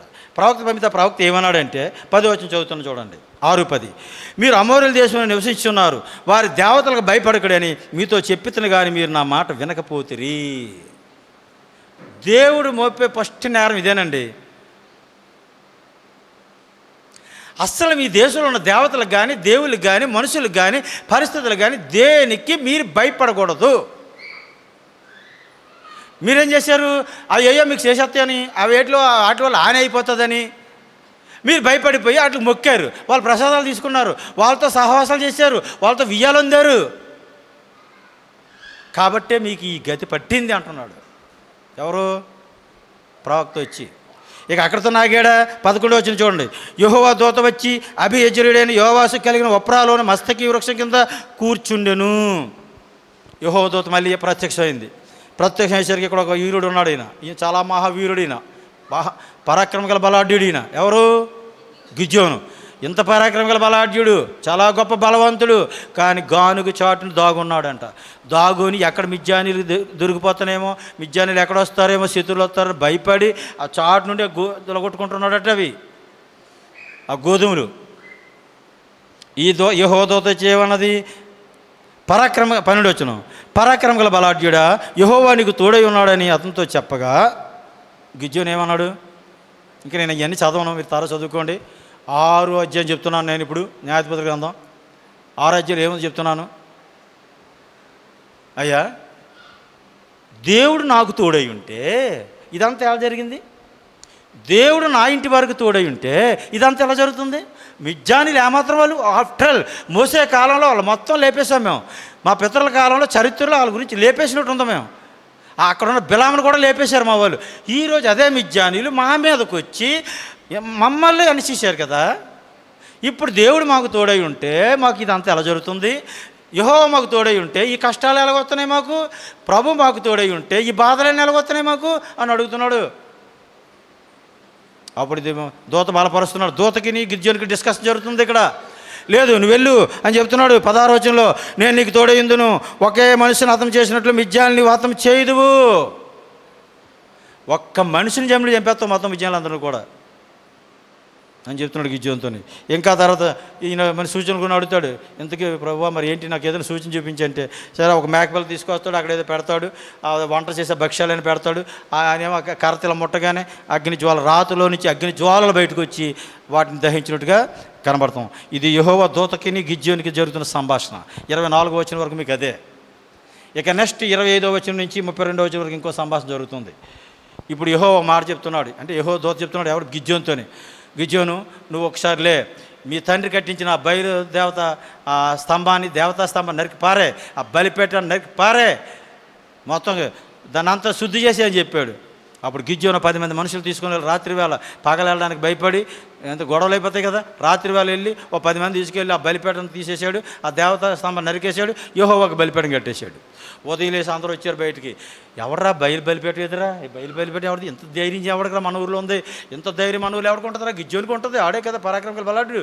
గిజ్జోని అయి ఉంటాడు. ఎవరాడు? యావాస్ కుమారుడు. ఆ ఎరుబయలు రమ్మన్నారు ఒకసారి బయటికి. వెళ్ళారు వాళ్ళ అన్నగారి దగ్గరికి. ఎవరు అన్నగారి దగ్గరికి? గిజ్జోని వాళ్ళ అన్నగారి దగ్గరికి వెళ్ళిన తర్వాత, అబ్బాయి మీ అబ్బాయి నల్ల ఒకసారి రమ్మను. ఏంటి రాత్రి ఏదో పని చేసినట్టు ఉన్నాడు, ఏంటి అది అంటే, ఏరా బాబు ఏం చేశాడురా మా అబ్బాయిని అడిగాడు. మీ అబ్బాయి చేసిన పని ఒకసారి చూడు అన్నాడు. ఏం చేశాడు? ఆ బయలుదేవత బలిపేటని సిద్ధకొట్టేశాడు, యెహోవా నామమున బలిపేటను కట్టాడు, ఆ దేవతా సంబంధం తీసేశాడు, అక్కడ ఎదురు బలి ఇచ్చాడంటే, ఆ బయలుదేవత మరి దేవుడైన కదా మీరు బలిపేటను కట్టారు, మరి ఆడి దేవుడు అయితే మీకెందుకురా పోట్లాట, ఆడే చూసుకుంటాడు, వదిలేయండి అన్నాడు. దేవుని నామమున స్తోత్రం కలుగును. మరి వాడు దేవుడు కదా, వాడు దేవుడైతే ఆడు నా కొడుకు చూసుకుంటారు, వదిలేయండి అన్నాడు. అంతే తండ్రి. దెబ్బకి దెమ్మ తిరిగిపోయింది. అందుకే ఎరుబ్బయలు అని పేరు పెట్టాడు తండ్రి గిజ్జోనికి. గిజ్జోనికి ఇంకో పేరేంటి? ఎరుబ్బయలు. పుట్టినోట్లో చూడండి, వాదించేవాడు అని ఉంటుంది మీకు 6వ అధ్యాయంలో. ఓకే, ఈ స్టోరీ మీకు అర్థమైపోయింది అనుకుంటాను. ఇక నెక్స్ట్ 33వ వచనం నుంచి మనం చూస్తే 33లో చూడండి, మిజ్జానీలు, అమాకిలు, తూర్పున్న వారందరూ లెక్కకు మించి ఇసుకల ఉన్నారట వీళ్ళు, శత్రులందరూ వచ్చేసారు. 34వ వచనం చూడండి, యెహోవా ఆత్మ గిజ్జోను ఆవేశించెను. మీకు న్యాయపుత్రిక చదివినప్పుడు అదే ఎక్కువ కనబడుతుంది. ఒత్నీయేలు మీదకి యెహోవా ఆత్మ, గిజ్జోని మీదకి యెహోవా ఆత్మ, సంసోను మీదకి యెహోవా ఆత్మ రాగానే, యొప్తా మీదకి యెహోవా ఆత్మ రాగానే, యెహోవా ఆత్మ వచ్చిందంటే కొండల పిండి అయిపోయిన లెక్క. ఇంక అర్థం ఇక అక్కడ ఏది నిలవదు. అక్కడ యెహోవా ఆత్మ వచ్చింది అంటే వాళ్ళ మీదకి అక్కడ ఎలాంటి పరిస్థితి అయినా తారుమారు అయిపోద్ది. అది సముద్రం అయితే ఎండిపోద్ది, అది పర్వతాలు అయితే ముద్ద అయిపోతాయి, పిండి అయిపోతాయి. యెహోవా ఆత్మకి అంత బలం ఉంటుంది అన్నమాట. ఒత్నీయేలు మీదకి యెహోవా ఆత్మ వచ్చిన ఉంది, ఇక్కడ గిజ్జోని మీదకి యెహోవా ఆత్మ వచ్చిన ఉంది, తర్వాత యొప్తా మీదకి యెహోవా ఆత్మ వచ్చినట్టు ఉంది, సంసోను మీదకి మాటికి యెహోవా ఆత్మ వచ్చినట్టు ఉంది. ఆ పాయింట్ మీరు క్యాచ్ చేయాలి. అంటే మనకేమర్థమవుతుంది? పరిశుద్ధాత్మ శక్తి వలన తప్ప మన స్వశక్తితో, మన సొంత బలంతో, సొంత జ్ఞానంతో ఏమీ చేయలేము. దేవుడు ఆత్మ నడిపిస్తే తప్ప మనం ఏమీ చేయలేము. మనం ఓన్లీ యాక్టింగ్ చేస్తే చాలు. ఓకే, ఇక 37వ వచనం నుంచి ఇంకో మాట కనబడుతుంది. 37 నుంచి 40 అక్కడ ఒక సూచన అడుగుతున్నాడు. ఇంకో సూచన అడిగాడు గిజ్జోన్, అయ్యా మరి నేను ఈ మిజ్జాని వెళ్ళి, తూర్పు వారిని వెళ్ళి, అమాలేకులు అందరూ జయించాలంటే నాకు నువ్వు దేవుడు నాకు ఒక్క సూచన అడుగుతున్నాను. ఏంటి? ఈ రాత్రి మంచు పడాలి, నేను గొర్రెబొచ్చి మాత్రం ఆరబెడతాను, ఆ గొర్రెబొచ్చి మీద మాత్రం మంచు పడాలి, చుట్టూ 6 నెలలు ఉండాలి అన్నాడు. ఓకే అలాగే అన్నాడు. అలాగే జరిగింది. అప్పుడు మరలా ప్రభు ఇంకొక టెస్టింగ్ అన్నాడు. ఈసారి గొర్రెబొచ్చి మీద మాత్రం మంచు పడకూడదు, నేలంతా మంచు పడాలన్నాడు. 2వ రోజు అలాగే పడింది. నువ్వు అంటే చూసారా, నేను కానీ నువ్వు చెప్పినట్టు నేను చెప్పినట్టుగా నువ్వు విన్నావు అనుకో, నువ్వు ఎలా చెప్తే నేను అలా వింటాను. అది దేవుడి ఫార్ములా మనతోని. మనం గతసారి కూడా చూసాం. దేవుడు ఎప్పుడు కూడా మన మాట వినాలంటే, మన ప్రార్థన వినాలంటే, సూర్యుడు అయిపోయి చంద్రుడు అయిపోయి ఎలాగైపోతాడు? సూర్యచంద్రులు ఆపడానికి అంత ఈజీగా ఒక్క మాటలు ఆపేశాడు యెహోషువ. కారణం ఏంటి? యెహోషువ నేను చెప్పినట్టుగా చేస్తున్నాడు కాబట్టి యెహోషువ చెప్పినట్టు నేను వింటాను. ఇక్కడ ఈయనేమంటే గిజ్జోని ఏంటి? నేను చెప్పినట్టుగా గిజ్జోని వింటున్నాడు కాబట్టి గిజ్జోని ఏమంటే నేను రెడీ. దేవుడు కూడా దేవుడు చెప్పేటట్టుగా మనం చేసేటప్పుడు, మనం చెప్పేటట్టుగా దేవుడు వింటాడండి. దేవుడు నామమున స్తోత్రం కలుగును గాక. ఇప్పుడు సూచన చూపించాడు 6వ అధ్యాయంలో. ఇప్పుడు మంచి బలం వచ్చింది. 6వ అధ్యాయం వేసరికి ఎవరికి? గిజ్జోనికి. ఇక 7వ అధ్యాయానికి యుద్ధానికి వెళ్ళిపోతున్నాడు. యుద్ధానికి వెళ్ళిపోయేసరికి ఎంతమంది తయారు చేశాడంటే 22,000 మంది తిరిగి బందిపోయాడు, 10,000 మంది ఇంకున్నారని ఉంది మీకు. 7వ అధ్యాయం 3వ వచనం లాస్ట్లో 22,000 మంది తిరిగి వెళ్ళిపోయారు, 4వ వచనంలో 10,000 మంది ఇంకా ఉన్నారన్నాడు. అంటే మొత్తం ఎంతమంది? 32,000 మంది 32,000 మంది తయారు చేశాడు యుద్ధానికి. ఎవరు? గిద్యోను. అమాలేకులు, మిద్యానీయులు, తూర్పారం అన్నారంటే మొత్తం ఆ దేశాల నుంచి అందరూ వచ్చారు. అయితే దేవుడు ఒక మాట చెప్పాడు. 2వ వచనం ఏమంటున్నాడు చూడండి. నీతో ఉన్న జనులు ఎక్కువ మంది, నేను వారి చేతికి మిద్యానీయులు అప్పగింప తగదు. ఇశ్రాయేలు నా బాహుబలం నాకు రక్షణ కలుగజేసిన అనుకొని నా మీద అతిశయపడుతురేమో. మనం ఏమనుకుంటాం? చాలా దేవుడి తాలూకా విషయాలు చాలా గమ్మత్తుగా ఉంటాయండి. ఎవరైనా యుద్ధానికి ఎక్కువ మంది కోరుకుంటారా, తక్కువ మంది కోరుకుంటారా? ఎక్కువ మంది కావాలని కోరుకుంటాం. మా సంఘంలో చాలామంది ఉంటే ఇంకా మాకు మంచిది, ఇంకా మా క్రైస్తవులందరూ ఎక్కువ మంది ఉంటే మాకు మంచిది, లేదా పోట్లాడకని ఎక్కువ మంది ఉంటే మాకు మంచిది, మా కులస్తులందరూ ఎక్కువ మంది ఉంటే మంచిది, మా కుటుంబాలు ఎక్కువ మంది ఉంటే మనం అనుకుంటాం. కానీ దేవుడు ఏమంటాడు? ఎక్కువ మంది వద్దురా బాబు, 300 మంది చాలు, వాళ్ళందరినీ ఇంటికి పంపించి అన్నాడు. ఎవరిని పంపించాలి? 3వ వచనం చెప్పాడు. ఎవడు భయపడి వణుకుతాడో వాడు త్వరపడి ఇంటికి వెళ్ళిపోమని చెప్పాడు. యుద్ధానికి వచ్చి ఇంకా భయపడుతున్నాడే. మా ఇంటి దగ్గర ఇల్లు కట్టుకున్నాను, ఇప్పుడు మొన్న పెళ్లి చేసుకున్నాను, మా ఆవిడ ఏం చేస్తుంది టైంలోని, మా కూతురు ఏం చేస్తుందా, మా కొడుకు ఏం చేస్తుందా అని ఇంటికి పంపే.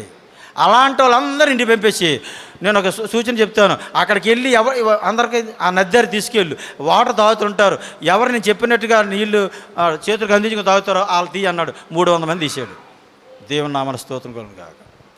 ఈ 300 మందితో వెళ్ళు, మొత్తం మిద్యానీయులు, అమాలేకులు, తూర్పు ఉన్న వాళ్ళందరినీ ఒక్క మనుషుని అతను చేయను అతను చేస్తానని చెప్పాడు. దేవుని నామన స్తోత్రం కలుగును గాక. ఈ అధ్యాయంలో అదే జరిగింది. 7వ అధ్యాయం మీరు చదవండి. 7వ అధ్యాయంలో అయితే 300 మంది తీసుకెళ్ళాడు గిద్యోను, మిగతా ఇంటి పంపించాడు. ఇప్పుడు యుద్ధం ఎవరు చేసినట్టు, విజయం ఎవరు ఇచ్చినట్టు? ఇప్పుడు దేవుడే ఇచ్చాడని ఇప్పుడు అందరికీ అర్థమైంది. అదే మొత్తం 32,000 మంది ఉంటే మేము ఇంతమంది ఉన్నాం కాబట్టి మేము గెలిచామని వీళ్ళు అనుకునేవారు. ఓకే, మనం శత్రువుని గెలడానికి కారణం మన బలం కాదు, మన ధనం కాదు, మన జ్ఞానం కాదు, మన తెలివి కాదు. నువ్వు విజయం సాధించాలి ఈ లోకంలో అంటే నీ జ్ఞానం పనికిరాదు, నీ బలం పనికిరాదు, నీ తెలివితేటలు పనికిరాదు, నీ సొంత ఆలోచనలు పనికిరావు. కంప్లీట్గా నువ్వు దేవుని మీద ఆధారపడిపోవాలి అంతే.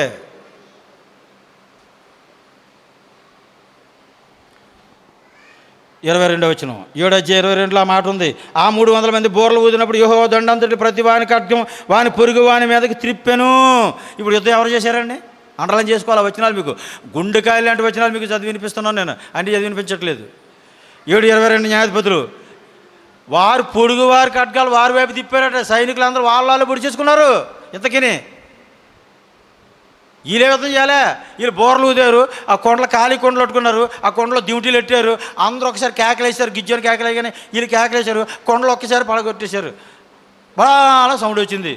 ఇదేదో వచ్చేసారా శత్రు మన మీద, కానీ ఇంకా వాళ్ళు పొడి చేసుకున్నారు. వీళ్ళు వెళ్ళి దోసుకున్నారు అంతే. అందులో ఇద్దరు పారిపోతున్నారు, ఓరేబు జేయేబు. ఆ తర్వాత వచ్చిన మీరు చదవాలి. 25 వచ్చిన మిద్యాను అధిపతులైన ఓరేబు జేయేబు పారిపోతుంటే అక్కడ ఉన్న ఎఫ్రాయిమీయులు వీళ్ళు పట్టుకొని వాళ్ళిద్దరిని కూడా తలలు నరికేసి వాళ్ళిద్దరు తలలు గిజ్జని దగ్గర పట్టుకొని వెళ్ళారు వీళ్ళు. దేవుని నామన స్తోత్రం కలుగును గాక. ఇది 7వ అధ్యాయంలో ఉన్న విషయం. ఇక 8వ అధ్యాయానికి వెళ్తున్నాం ప్రియులారా. 8వ అధ్యాయానికి వచ్చేసరికి ఎఫ్రాయిమీయులు వీళ్ళంతా చూడండి. ఈ ఎఫ్రాయిమీయులు ఒకరండి, ఈ తంత్రగొట్టేలు ఉంటారండి మన సంఘాల్లో. కొంతమంది ఉంటారు కపట సహోదరులు అంటారే, వీళ్ళకి కూడా వీళ్ళ గోత్రాలు ఉన్నారు ఎఫ్రాయిమీయులు. ఎలాంటి వాళ్ళు చూడండి, గిజ్జోని దగ్గరికి వెళ్ళి గొడవ ఆడుతున్నారు. ఏమైనా గొడవ ఆడుతున్నారు?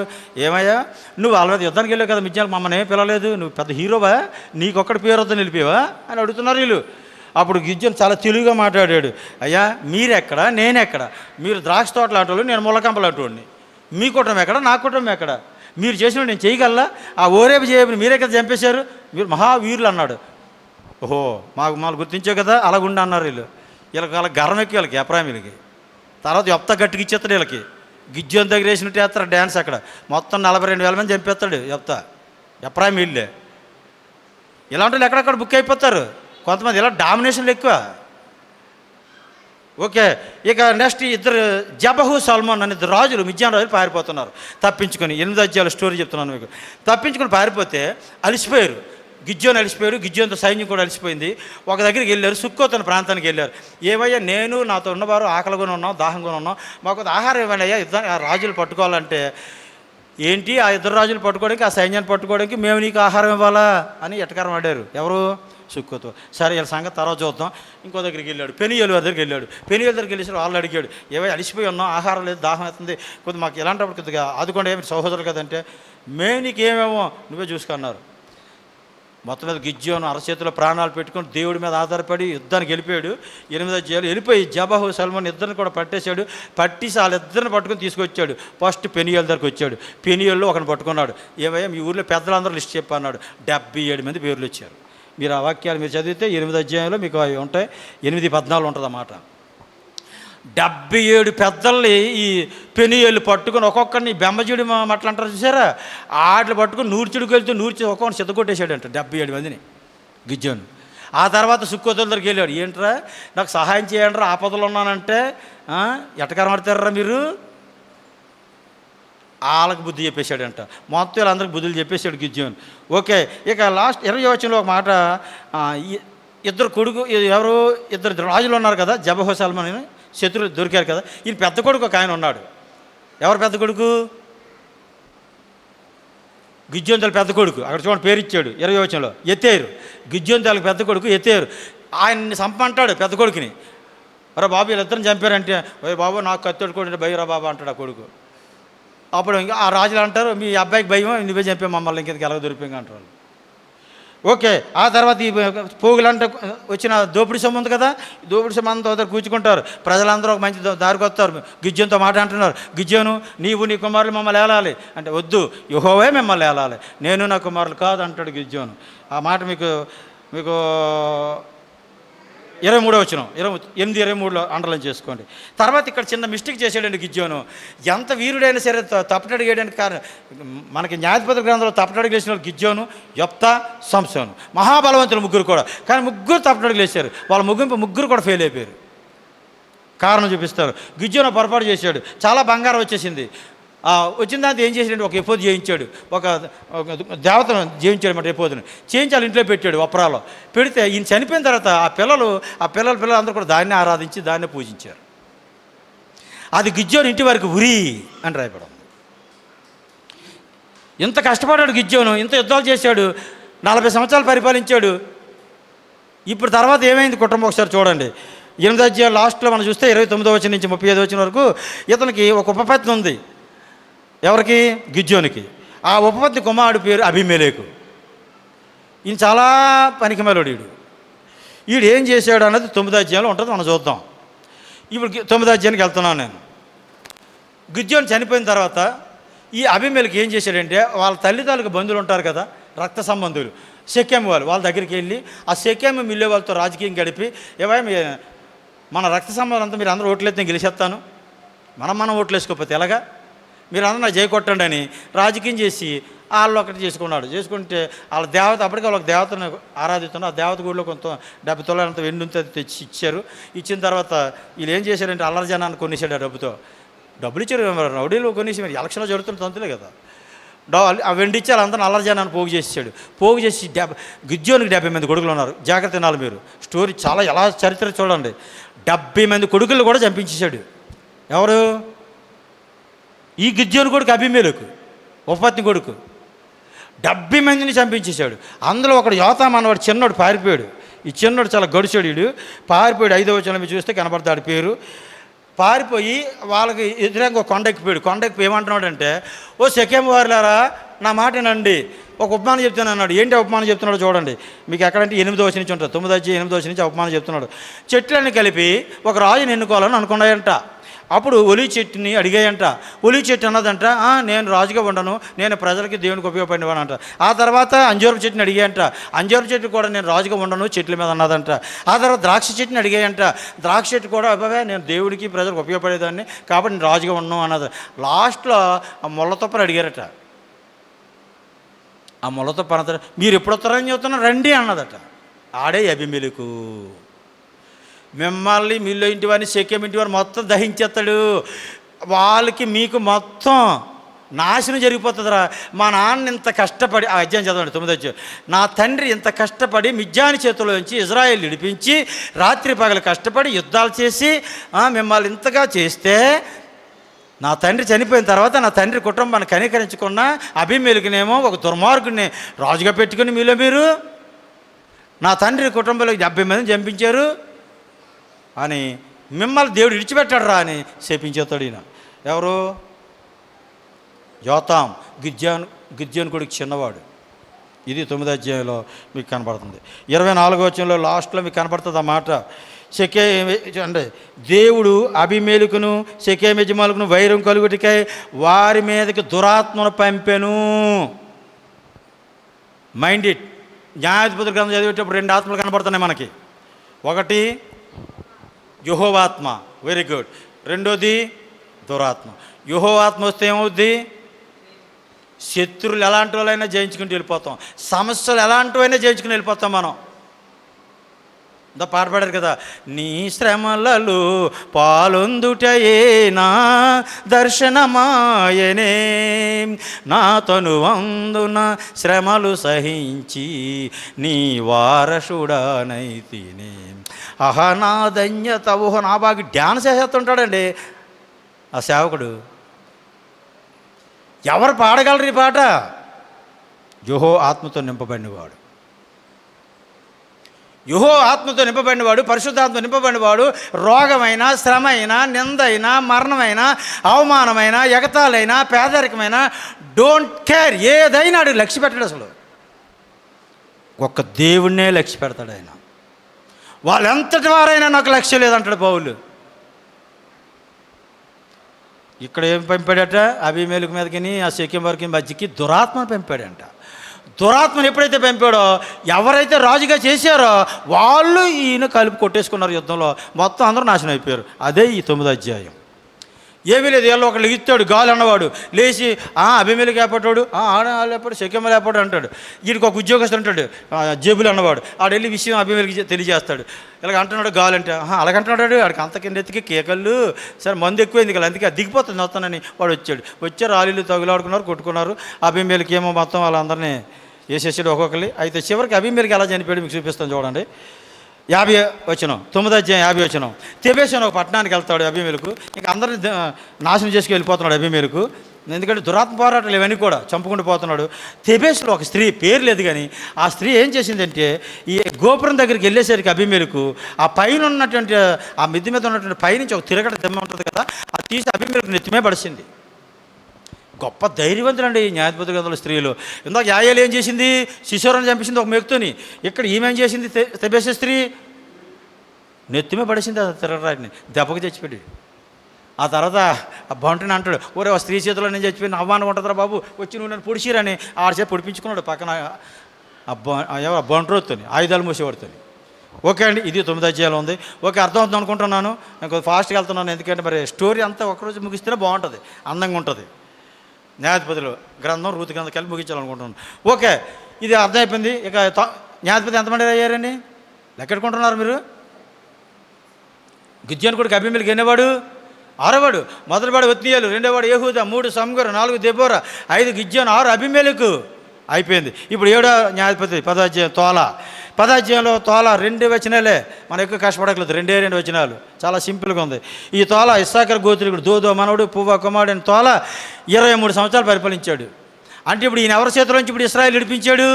మీకు మొదట్లోనే చెప్పాను, ఈ తోలా కాలంలో అంతర్యుద్ధాల నుంచి అబీమెలెకు తాలూకా షెకెము వారి తాలూకా ఆ గొడవల్లోంచి ఇశ్రాయేలుని విడిపించాడు. ఈ తోలా వచ్చిన తర్వాత వీళ్ళకి నెమ్మది పరిపాలన 23 సంవత్సరాలు. ఆ తర్వాత 3-4 వచనాలు చూడండి. 10వ అధ్యాయం యాయీరు 22 సంవత్సరాలు పరిపాలించాడు. నెమ్మది పరిపాలన. ఒక్కొక్కరి పరిపాలన ఎలాగుంటుందంటే చాలా ప్రశాంతంగా ఉంటుందండి. కానీ ఒక్కొక్కరి పరిపాలన ఎలాగుంటుందంటే గందరగోళం, యుద్ధాలు. ఓకే, ఈ యాయీరు కానీ తోలా కానీ వీళ్ళ పరిపాలన యుద్ధాలే లేవు, నెమ్మదిగా ప్రశాంతంగా ఉంది. ఓకే, ఇక నెక్స్ట్ 6వ వచనం నుంచి 10వ అధ్యాయం 6వ వచనం నుంచి 12వ అధ్యాయం 7వ వచనం వరకు కూడా మీకు యెఫ్తా గురించి రాయబడి ఉంటుంది.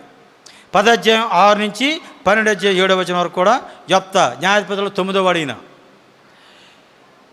మీకు 10వ అధ్యాయం 6వ వచనం చేస్తే మరలా ఏముంటుందంటే, యెహోవా సన్నిధిని మరలా దుష్ప్రవర్తనలు అయ్యేవారు వారు యెహోవాను విసర్జించి ఆయన సేవ మానేసి బయలులు, అస్తారోతులు అను సిరియల దేవతలను, సిదోనీల దేవతను, మోయాబీల దేవతలను, అమ్మోనీల దేవతలను, ఫిలిష్తీయుల దేవతను పూజించుచూ వచ్చిరి. మామూలే వీళ్ళు మళ్ళీ విగ్రహారంలోకి వెళ్ళిపోయారు. దేవుడికి ఈసారి మండి 18 సంవత్సరాలు అప్పగించాడు అమ్మోనీలకి.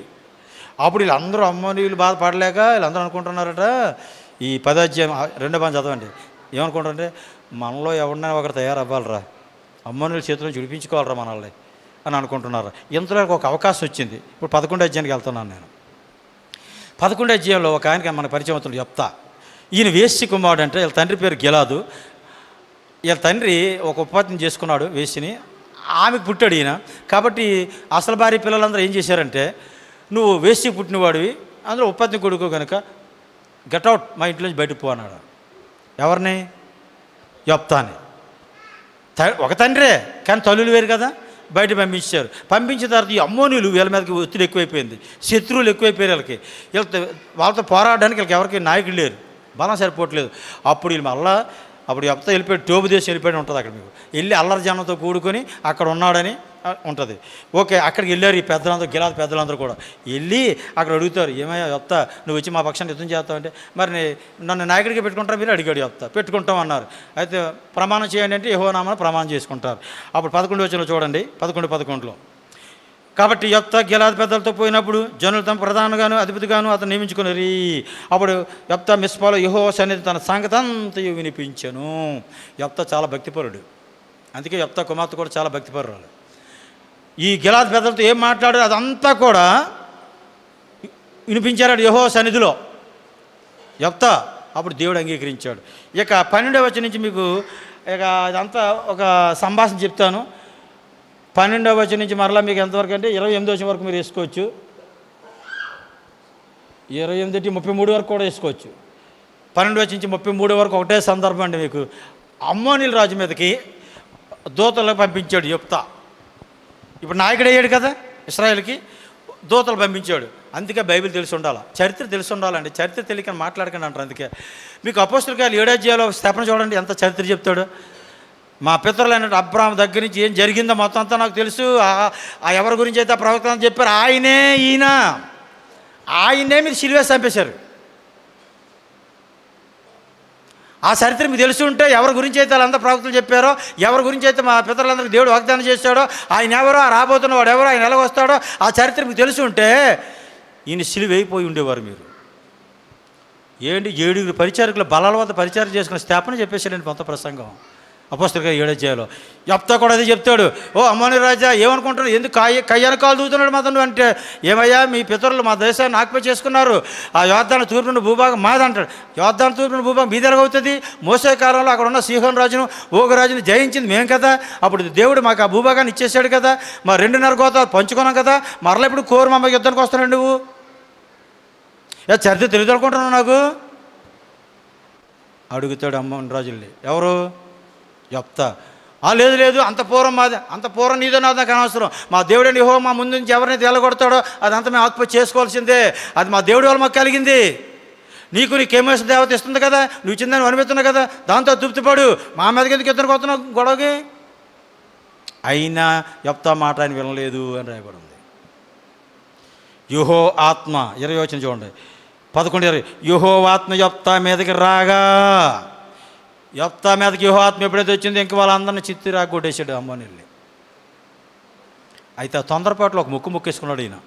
ఇందాక గిజ్జోన పొరపాటు చేశాడే, కుటుంబానికి అందరికీ ఎప్పుడు చేయించాలి అందరికి గురైంది. ఇప్పుడు యెఫ్తా చేయని పొరపాటు అంటే దేవుడు అడగలేదు, కానీ నా ఇంటి నుంచి ఎదురుగా ఏదో వస్తుందో నేను యుద్ధంలోంచి వచ్చేటప్పుడు దాన్ని ప్రతిష్ఠించేస్తాను అన్నాడు. ఏదో గొర్రెపిల్ల మేకపిల్ల వద్దాం అనుకుంటాడు ఈయన. కానీ అలా అమ్మాయి తంబురు పట్టుకుని నాట్యం చేసుకుని మా నాన్న యుద్ధంలో విజయం సాధించి వచ్చాడని ఒకే ఒక కూతురు తలుసుకుంటే గొప్ప బాధ అనిపిస్తుంది. ఇది ఒకే ఒక కూతురు మొక్కేసుకున్నాడు. ఏదొస్తుంది ఇచ్చేస్తానన్నాడు దేవుడికి. ఈ కూతురు ఎంత గనురాలో చూడండి 36వ వచనంలో. ఆమె, నా తండ్రి యెహోవా మాట ఇచ్చి ఉంటివా, నీ నోట నుండి బయలుదేరిన మాట చెప్పు నాకు చేయము. అక్కడ ఇస్సాకుని చూస్తాం, ఇక్కడ మళ్ళీ యెఫ్తా కూతుర్ని చూస్తాం. తన తండ్రి కట్టెల మీద పెట్టి కట్టేసి బలి చేయడానికి సిద్ధపడినా అలాగే ఇస్సాకు మౌనంగా ఉండిపోయాడు. యెఫ్తా కుమార్తె ఏమంటుందంటే, నా తండ్రి దేవుడికి మాట ఇచ్చావా, దేవుడికి నువ్వు మాట ఇచ్చావంటే మాట తప్పక తండ్రి, నీవే కాదు నా ప్రాణమైన పర్వాలేదు అంటుంది. ఇలాంటి కూతుర్లు ఇలాంటి కొడుకులు ఉంటే ఎవరైనా సేవ చేయగలరు, ఎవరైనా దేవుడి కోసం నిలబడగలరు. ఇలాంటి కూతురు ఇలాంటి కొడుకులు ఈ రోజుల్లో లేరు, ఉండడం కష్టం. ఎందుకంటే వీళ్ళు వాళ్ళ తండ్రులు దేవునితో నడుస్తున్నారని వాళ్ళకి తెలుసు, వాళ్ళ తండ్రులు భక్తి పరులని వాళ్ళకి తెలుసు. ఒకసారి సూనేమీరాలు అంటుంది, ఎలీసా ప్రవక్త దారి వచ్చిపోతున్నాడు రోజు, పాప ఆ రోడ్డు అంటే పోతున్నాడు ఆయనకు మన మేడ మీద ఒక గది వేసి, ఆయనకు బల్ల వేసి, ఆయనకు ఫ్యాన్ వేసి, ఆయనకు మంచం వేసి వచ్చి పోయినప్పుడల్లా మన ఇంటి దగ్గర ఆయనకు ఆతిథ్యిద్దాం. ఆయన చాలా భక్తిగల దైవజనుడు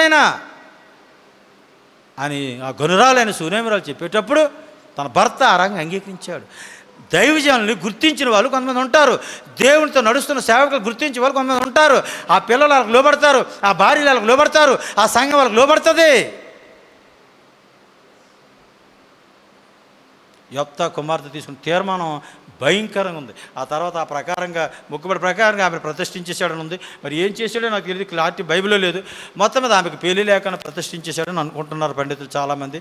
ఏదైనా తన జీవితం అంతా కూడా ఇక వంశం అంతా ఏమైపోయింది, యొప్తా వంశం క్లోజ్.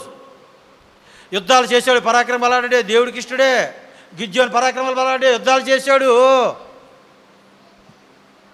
యొప్తా 6 సంవత్సరాలు పరిపాలించాడు, గిద్యోని 40 సంవత్సరాలు పరిపాలించాడు. ఓకే, నెక్స్ట్ 12వ అధ్యాయానికి వెళ్తున్నాను ప్రియులారా. 12వ అధ్యాయం వచ్చేసరికి మరలా వీళ్ళు ఎఫ్రాయిములకు చెప్పాను కదా, ఎఫ్రాయిములు ఈ పిచ్చి పిచ్చి ఆశ్రలు ఎక్కువ వాళ్ళకి. ఇందాక గిద్యోని మీదకి వచ్చినట్టుగా ఎక్కడ కూడా వచ్చారు, వచ్చి యొప్తాతో అంటున్నారు, ఏమయ్యా నువ్వు అమ్మోనుల మీద యుద్ధానికి వెళ్ళినప్పుడు మమ్మల్ని పిలవలేదేంటి అడిగారు. గిద్యోన్లో ఏదో బాగా సమాధానం చెప్తాడు అనుకున్నారు. ఒరే దుర్మార్గులారా, నేను పిలిచాను రా, మీరు రాలేదురా, నా ప్రాణం అరచేతులు పెట్టుకుని యుద్ధం చేశాను అమ్మోనులతో.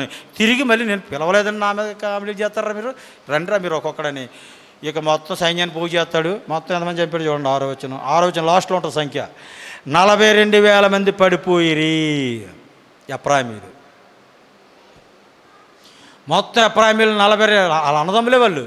మనస్సు ఎఫ్రాయిమీలు ఎవరి సంతానం? యోసేపు సంతానం. ఈ గిద్యోను యొప్తా అందరి మనస్సు గోత్రానికి సంబంధించిన వాళ్ళు, వీళ్ళేమో ఎఫ్రాయిమీలు. వీళ్ళు అన్నదమ్ముల పిల్లలే. మళ్ళీని యుద్ధానికి వెళ్తే సాయం చేయడం రాలేదు కదా, తిరిగి కామెడీ చేస్తున్నారు, మళ్ళీ ఎగతాళి చేస్తున్నారు, తప్పుపాటని చూస్తున్నారు. కొంతమంది వాళ్ళు చేయరు, చేసే వాళ్ళు ఎంకరేజ్ చేయరు.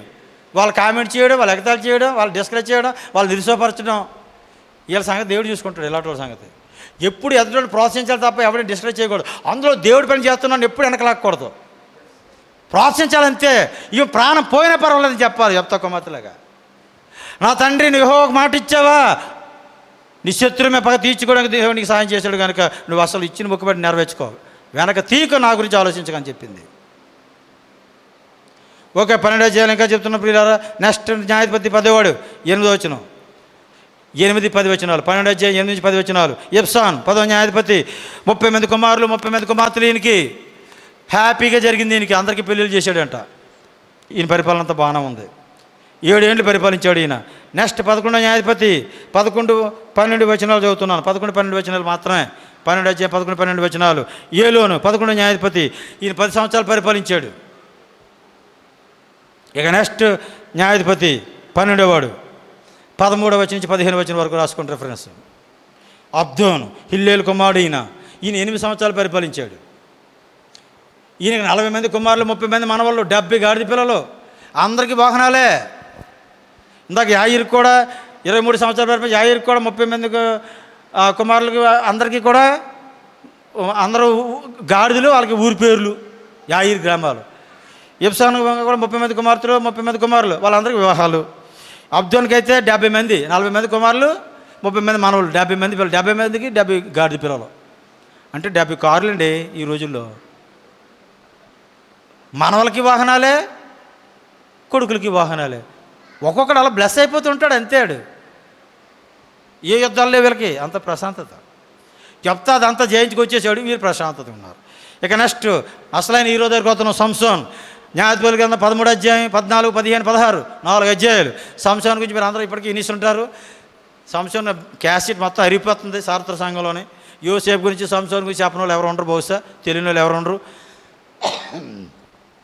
ఓకే, 13వ అధ్యాయంలో సంసోన్ తండ్రి మానవ భార్య ఇద్దరు యెహోవాతో మాట్లాడుతున్నారు. అమ్మా నువ్వు గుడ్రాలివి, నువ్వు కనబోతున్న బిడ్డ చాలా గొప్పపడుతున్నాడు, వాడు నాజీరు చేయబడ్డాడు, పుట్టిన కాంచాడు, తల మీద అసలు మంగళ కత్తి వేయకూడదు, అలా పెంచాలి ఆయన్ని. ఓకే, ఇంకేం చేయాలి చెప్పండి బాబు, ఆ పుట్టినోడికి ఎట్టి చేయాలి చెప్పండి బాబు అని అడుగుతారు తల్లిదండ్రులు ఇద్దరు కూడా. అవన్నీ చెప్తారు. ఆ రంగ పుడతాడు సంసోను, ఆ రంగ పెంచుతారు. 23వ వచనం చదువుతున్నాను, 13:23. యెహోవా మనల్ని చంపగోని యెడల ఆయన దహన బలిని నైవేద్యం మన చేత అంగీకరింపడు, ఈ సంగతులన్నీ మనకు చూపించడే, ఈ కాలమిట్టి సంగతులు మనకు వినిపింపడే అని అందరూ చెప్పింది. ఎవరు చెప్తున్నారు అనుకుంటే ఈ మాట మీరు? మోనో భార్య చాలా విశ్వాసపరురాలు, చెప్పిన స్త్రీలు చాలా గనులు ఇందులో. మోనో భార్య మోనో కన్నా ధైర్యవంతురాలు. ఈ యెహోవాతో మాట్లాడి యెహోవాతో వెళ్ళిపోయిన తర్వాత, ఎందుకంటే అగ్నిజ్వాలలో ఆరోహణ అయిపోయాడు, చూస్తే భయం వేసింది వీళ్ళకి. మోనోకి భయం వేసింది, చచ్చిపోతామేమో అన్నాడు. మోనో భార్య ఏమంటుందంటే 23వ వచనంలో, ఏవయ్యా మనల్ని చంపినట్టయితే ఇదంతా మనకు ఎందుకు చూపిస్తాడు? ఇంతవరకు నడిపించిన దేవుడు ఇటుపైన విడిచిపెడతాడు మనల్ని? అదేనండి విశ్వాసం. మోనో భార్యకు విశ్వాసం ఈరోజు చాలామంది క్రైస్తవులకు లేదు. ఇంతవరకు నడిపించిన దాక్షిణ్య పూర్ణుడు అన్యాయము చేయుట అసంభవమేగా, వాగ్దానమిచ్చిన సర్వశక్తిమంతుడు దుష్కార్యము చేయుట సంభవమేగా. దేవుని నామమున స్తోత్రం కలుగును గాక. ఇంతవరకు నడిపించాడు, ఇంతవరకు రక్షించుకున్నాడు, మన పాపాలను క్షమించాడు, ఇంతవరకు బ్లెస్ చేసిన దేవుడు ఇప్పుడు విడిచిపెడతాడా? మనల్ని నశింప చేయడానికి, మనల్ని అప్పగించడానికి శత్రువులకే ఇదంతా చేశాడు. ఇంత ట్రైనింగ్ ఇచ్చాడు దేవుడు, మనకి ఇంత పాఠాలు నేర్పించాడు. మనల్ని రక్షించుకోవడానికే, మనల్ని ఉగ్రత పాలవడానికి కాదు అంటాడు పౌలు తెస్సలోనికీయులకు రాసిన పత్రిక 5:9 మనల్ని ఉగ్రత పాలవడానికి ఆయన పిలవలేదు, మనల్ని ఉగ్రత పాలు చేయడానికి ఆయన రక్షించుకోలేదు, మనల్ని ఉగ్రతని తప్పించడానికే. అన్యజనులైన వారు నశించిపోతారు కనుక ఉగ్రత పాలు అవుతారు వాళ్ళు, కానీ మనం ఉగ్రత పాలు అవ్వం. మనం ఉగ్రత పాలు అయితే రక్షణ ఎందుకు మనకి? మన ఉగ్రత పాలు అయితే బైబిల్ చదవడం దేనికి? మన ఉగ్రత పాలు అయితే ప్రార్థన చేయడం దేనికి? మన ఉగ్రత పాలు అయితే చర్చికి రావడం ఎందుకు? చర్చిలు కట్టించడం ఎందుకు? దేవుడి కొరకు రాత్రి పాలు పని చేయడం ఎందుకు? అన్యజనులు ఉండొచ్చు కదా హ్యాపీగా. మనం కూడా ఈరోజు క్రైస్తవులకి ఈ విశ్వాసం ఉండట్లే. ఇంకా భయమే, ఇంకా భయమే, ఇంకా భయమే. ఇలా భయం మండిపోను, ఇవాళ అవిశ్వాసం ఎవడు బాగు చేస్తాడు రా బాబు అని ఏడుతున్నాడు దేవుడు. మీ అవిశ్వాసాన్ని ఎవడు బాగు చేస్తాడు రా బాబు. అమ్మ అవిశ్వాసం ఉండకు, ఒరే తోమ అవిశ్వాసం ఇంకొంటకరా నాయన ఇటుపైననే. 3.5 సంవత్సరాలు నాతో గడిపో, ఇంకా అవిశ్వాసమే. ప్రభువు నమ్ముకుని, సృష్టికర్తను దేవుని నమ్ముకొని, రక్షణకర్తను దేవుని నమ్ముకొని, నీ పాపాలన్నిటి కోసం బలి అయిపోయి తిరిగి లేచాడని నువ్వు నమ్మావు. రేపు పొద్దున ఎప్పుడు చనిపోయిన పరలో పోతామని రిజర్వేషన్ చేశాడే నీకు. ఏమో ఆ రిజర్వేషన్ ఎక్కడ పోతుందేమో, ఏమో రిజర్వేషన్ క్యాన్సిల్ చేసేస్తాడు, ఏమో మన రైల్వే వాళ్ళగా. రిజర్వేషన్ క్యాన్సిల్ చేసే దేవుడు కాదు యేసు ప్రభు. ఆత్మచేత ముద్రించాడని ఉంది, పరిశుద్ధాత్మ చేత అది ముద్ర వేయబడింది. మీ రక్షణ, మీ స్వాస్థ్యం భద్రపరచబడి ఉంది పరలోకంలో. నువ్వు చేయవలసిన పని గురించి ఆలోచించు. ఇటుపై నీ కొరకు నేను జీవిస్తాను ప్రభు, ఇటు కొరకు నువ్వు చెప్పు, ఏం చేయమంటే చేస్తాను ప్రభు. ప్రేమ కలిగి జీవించాలా, పరిశుద్ధంగా జీవించాలా, అది అడుగు నీకు శాతనైతే.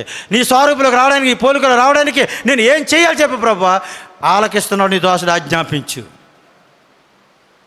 ఛాలెంజ్గా తీసుకోండి జీవితాన్ని. పనికిమాల బ్రతుకు ఎన్నాళ్ళు బతికం, పనికిమాల బతుకు, పనికిమాలతో పనికిమాల వ్యర్థమైన అన్ని ఆరాధించాం, వ్యర్థమైన వాటికి తిరిగాం, వ్యర్థమైన వ్యసనాలతో ఆ జరిగిపోయిన కాలం అంతా అసహ్యం వేస్తుంది. ఉన్న జీవితం, ఉన్న ఆయుష్ కాలం, ఉన్న కాలం అంతా కూడా ప్రభుతోనే బతకాలి, ప్రభు కొరకే బతకాలి. దేవుని నామమున స్తోత్రం కలుగును గాక. 13వ అధ్యాయం అయిపోయింది. సంసోను పుట్టాడు. 14వ అధ్యాయంలో ఫిలిష్తీయుల దేశం వెళ్ళాడు. ఒక అమ్మాయిని చూశాడంట. చూసిన తర్వాత అమ్మాయి మీద మనసు పడ్డాడు, పెళ్లి చేసుకుందని కోరుకున్నాడు. కానీ యెహోవా ఆత్మ ఈయన రేపుతుందని ఆ తల్లిదండ్రులు కూడా అర్థం చేసుకోలేకపోయారట. ఒక్కోసారి పిల్లల తాలూకా విషయాలు తల్లిదండ్రులు కూడా అర్థం చేసుకోలేము. తల్లిదండ్రులకి కూడా ఒక్కోసారి అవగాహన ఉండదు. ఒక్కోసారి దేవుడు లేపుతుంటాడు ఆ పిల్లలు కూడా. ఒకవేళ ఏమో దేవుడు వీడి చేత ఎందుకు పలికిస్తున్నాడో మనం కూడా కొద్దిగా ఆలోచించాలి అక్కడ తల్లిదండ్రులుగా కూడా. కాబట్టి సంసోను రేపుతున్నాడు, దేవుడు ఆత్మ రేపుతున్నాడంట. రేపుతుంటే అప్పుడు ఫిలిష్తీయుల దగ్గరికి వెళ్ళాడు. ఊరకనే పిలుస్తున్నారు. చాలామంది అందరూ కూడా సంసోను పాప ఉట్టి పనికిమాలాడు చేసి మాట్లాడతారు. సంసోను పనికిమాలాడు కాదు, సంసోను మహాపరాక్రమంగా లాడాడు. మాట మాటకి యెహోవా ఆత్మ ఎందుకు వచ్చింది ఆయనకి? ఆయన మీదకి యెహోవా ఆత్మ రేపేది. ఫిలిష్తీయులతో యుద్ధం జరగాలి, ఫిలిష్తీయులు నాశనం అవ్వాలి అంటే సంసోనులు అంటాడు వెళ్ళాలి అక్కడికి. కాబట్టి ఫిలిష్తీయుల కుమార్తె ఒక చూశాడు, పెళ్లి చేసుకోవడానికి తల్లిదండ్రులు తీసుకెళ్ళాడు. ఈ లోపల సింహం వచ్చింది, దాన్ని చీల్చి పారేశాడు. యెహోవా ఆత్మ ఆయన రాగానే మేక పిల్లని చీల్చేశాడు సింహాన్ని. ఇది మీకు 14 అధ్యాయంలో స్టోరీ చెప్తున్నాను నేను. ఆ తర్వాత తల్లిదండ్రులు కూడా విషయం చెప్పలేదు, వెళ్ళిపోయాడు. పెళ్లి కూతురు చూశాడు, ఒక పొడుపు కథ వేసాడు. పొడుపు కథ దగ్గర వాళ్ళు 30 మంది ఉన్నారు. ఎవరైతే ఈ పొడుపు కథ చెప్తారో వాళ్ళకి 30 మందికి దుస్తులు ఇస్తానన్నాడు. చెప్పలేకపోతే నాకు ఇవ్వాలని చెప్పాడు. ఈ స్త్రీల వల్ల, స్త్రీలతో 2 ఉన్నాయి. ఒకటి దేవునికి మంచి కార్యాలు జరిగాయి, స్త్రీల వల్ల దేవుని ప్రజలు నష్టపోయిన కూడా ఉన్నారు. అనవసరంగా యోసేపు బతుకు చెరసాలపాలు అయిపోవడానికి అక్కడ స్త్రీయే. సంసోను జీవితం నాశనం అయిపోవడానికి కూడా ఇది ఒక స్త్రీయే, తన భార్యే. పెళ్లి చేసుకున్నటువంటి ఈ ఆల్రెడీ అన్నీ ఫిక్స్ అయిపోయాయి. భార్యను కూడా రాశాడు. ఆమెను ఏడుతుందట, భర్తను ఓడించాలని చూస్తుంది, స్నేహితులు గెలిపించాలని చూస్తుంది, బంధువులు గెలిపించాలట, భర్త ఓడిపోవాలంట. ఇది ఎక్కడ ఘోరమో చూడండి ఈ ఫిలిష్తీ స్త్రీకి. ఏడుతుందట, నువ్వు నిజంగా ప్రేమిస్తున్నావు నన్ను, మరి నిజంగా ప్రేమితున్నావు ఏంటి? 30 మంది ఆ కథ చెప్పచ్చు కదా, పొడుపు కదా నాకు. మరి మా వాళ్ళందరూ ఓడిపోతున్నారు కదా, మీ వాళ్ళందరూ ఓడిపోతే తప్ప? దేవుడికి వెళ్ళాలి తప్ప మీ వాళ్ళు ఓడిపోయినా పర్వాలేదు. సంసోను ఖండించలేకపోయాడు.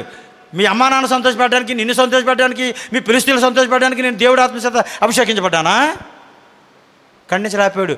ఈ కొండ అంత బలవంతుడే కానీ స్త్రీ విషయంలో బలహీనుడు. ఆ భార్య మాటకు లొంగిపోయాడు, ఆ కథ చెప్పేశాడు. వాళ్ళు గెలిచారు. ఆ తర్వాత ఈయన వెళ్ళాడు, 30 మంది చంపేశాడు. ఆ దుస్తులు తెచ్చి వీళ్ళకి ఇచ్చాడు అనుకోండి. ఇది 14 అధ్యాయం స్టోరీ. ఇక 15 అధ్యాయానికి వెళ్ళేసరికి కోపం వచ్చి వెళ్ళిపోయాడు భార్య మీద.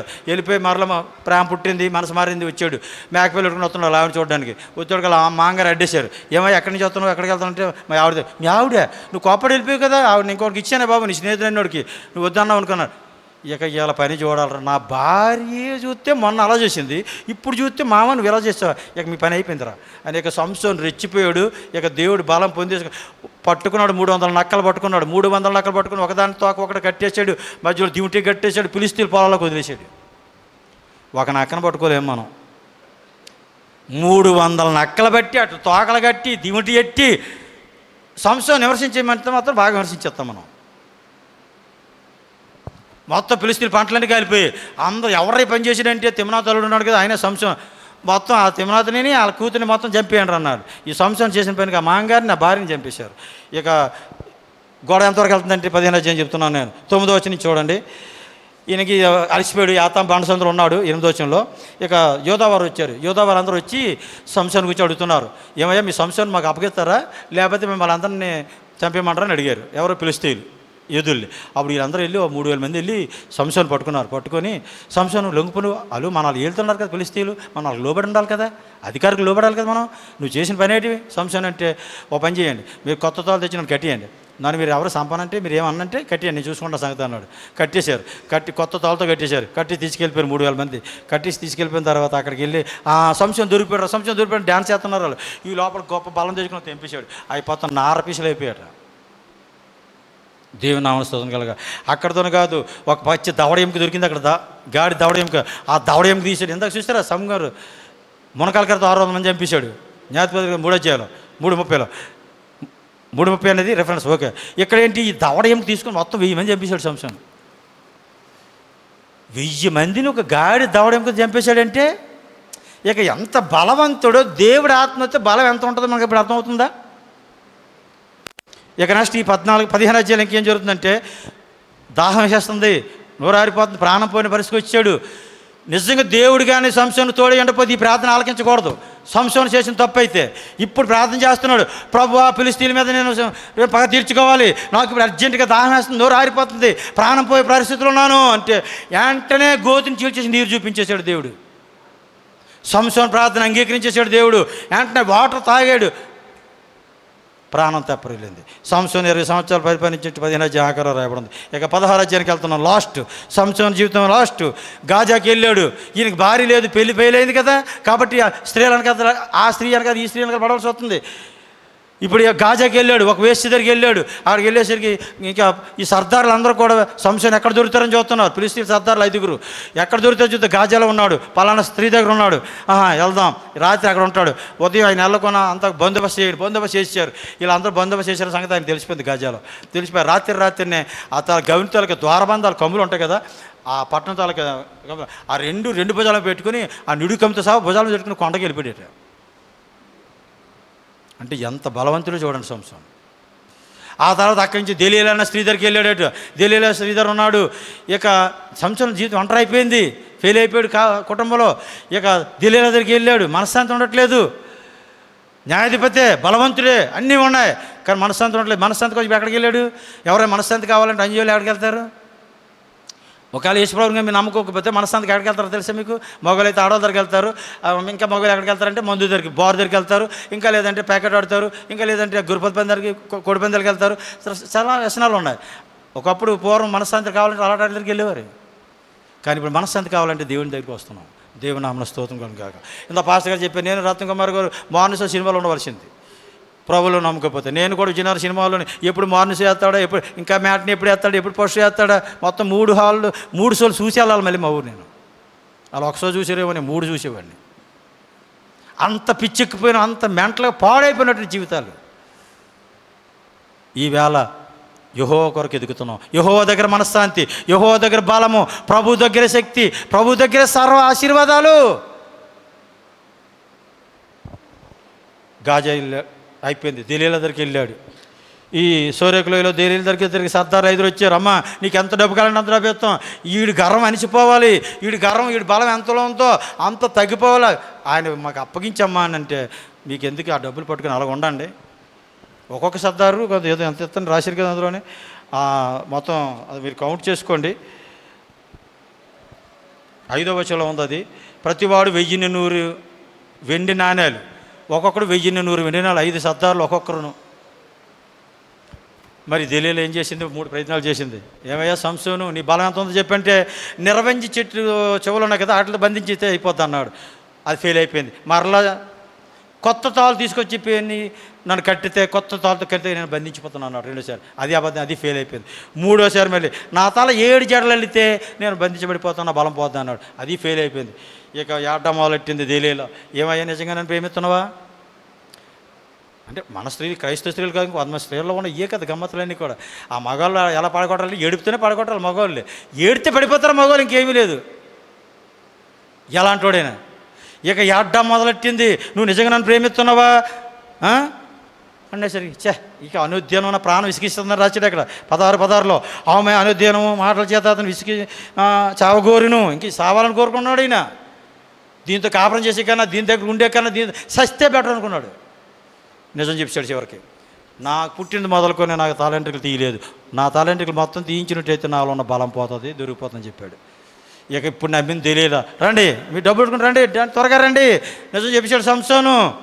వచ్చారు, గుండు గీయించేశారు. ఎడబాసను, యెహోవా ఎడబాసను అని ఆయనకి తెలియలేదు. గుండు గీసేసిన తర్వాత ఫిలిష్తీయులు వచ్చి పడ్డారు. సంసోను లే అంటే ఆడికి ఇలాగ అంటాడు, మళ్ళీ ఉన్నది అనుకున్న తల, ఏ తల లేదు, అభిషేకం అంతా పోయింది. యెహోవా ఎడబాసను, అభిషేకం పోయింది. ఇక పట్టేశారు, తిరగలు విసిరేశారు, కళ్ళు పీకేశారు. ఇంక ఎలా హింసించాలో, ఎలా హేళన చేయాలి, ఎలా అవమానం, అన్ని రకాలు చేశారు. చివరికి ఇలా మాట అంటున్నారు 16:23 ఫిలిష్తీయుల సర్దారులు, మన దేవత మన శత్రువుని సంసోను మన చేతికి అప్పగించాను చెప్పుకొని, మన దేవతను దాగు అనుకు మహాబలి అర్పించి పండుగను ఆచరిస్తారండి. శత్రువులు ఎప్పుడు కూడా ఎలా అనుకుంటారు అంజులు, మా దేవత మాకు ఈ గొప్ప చేసింది, మా దేవుళ్ళు ఈ గొప్ప చేశారు, మా దేవతని గొప్ప చేశారు అనుకుంటారు. కానీ చేసేది ఎవరు? వాళ్ళ పుట్టించిన దేవుడైన యెహోవా. సంసోను అప్పగించింది ఎవరు? దేవుడు. కానీ వాళ్ళు ఏమనుకుంటున్నారు? వాళ్ళు దాగోని దేవత ఈ పని చేసింది అనుకుంటున్నారు. వాళ్ళు అందరూ ఎక్కిపోయారు, గుడి మీదకి ఎక్కించి స్త్రీలు పురుషులు 3000 మంది. సంసోను ఎలా ఏలం చేయాలనేది ఒకే ఒక ఆకార ప్రార్థన అడిగాడు. ప్రభువా, నేను దుర్మార్గుడిని, నేను చేసిన తప్పే, నా అభిషేకం పోయింది, నేను తప్పటడుగు వేశాను, అనవసరంగా స్త్రీలతో సహవాసం చేశాను, స్త్రీలతో సహవాసం చేయకూడదని తెలిసి కూడా నేను ఈ తప్పటడు చేశాను, కాబట్టి నా అభిషేకం పోయింది, నన్ను క్షమించు, నన్ను కనికరించు, ఒక్కసారి నా ప్రార్థన ఆలకించు అన్నాడు. అంతే. ఇక లాస్ట్ ప్రార్థన. ఈ ప్రార్థనతో మొత్తం ఫిలిష్తీయుల శత్రువులందరూ నిర్మూలమైపోవాలి, వాళ్ళతో పాటు నేను కూడా చనిపోవాలని ఆ 2 గుళ్ళకి స్తంభాలైనటువంటి ఆ మూల స్తంభాలు పట్టుకొని ఆ 2 పట్టుకుని లాగేశారు. మొత్తం గుడి అంతా కూలిపోయింది. ఫిలిష్తీయులు తన జీవిత కాలంలో చంపినటువంటి శత్రువుల లెక్క కన్నా ఆ ఒక్కరోజే శత్రువుల లెక్కే ఎక్కువ అంట. దేవుని నామమున స్తోత్రం కలుగును గాక. ఇది న్యాయాధిపతుల గ్రంథం 16 అధ్యాయాలు. ప్రియులారా, సంసోను 13వ వాడు, ఇతను 20 సంవత్సరాలు పరిపాలించాడు. ఇక 17, 18, 19, 20లో ఏమీ లేదు. న్యాయాధిపతుల గ్రంథంలో మీరు ఎలా చదవాలంటే 17వ అధ్యాయం,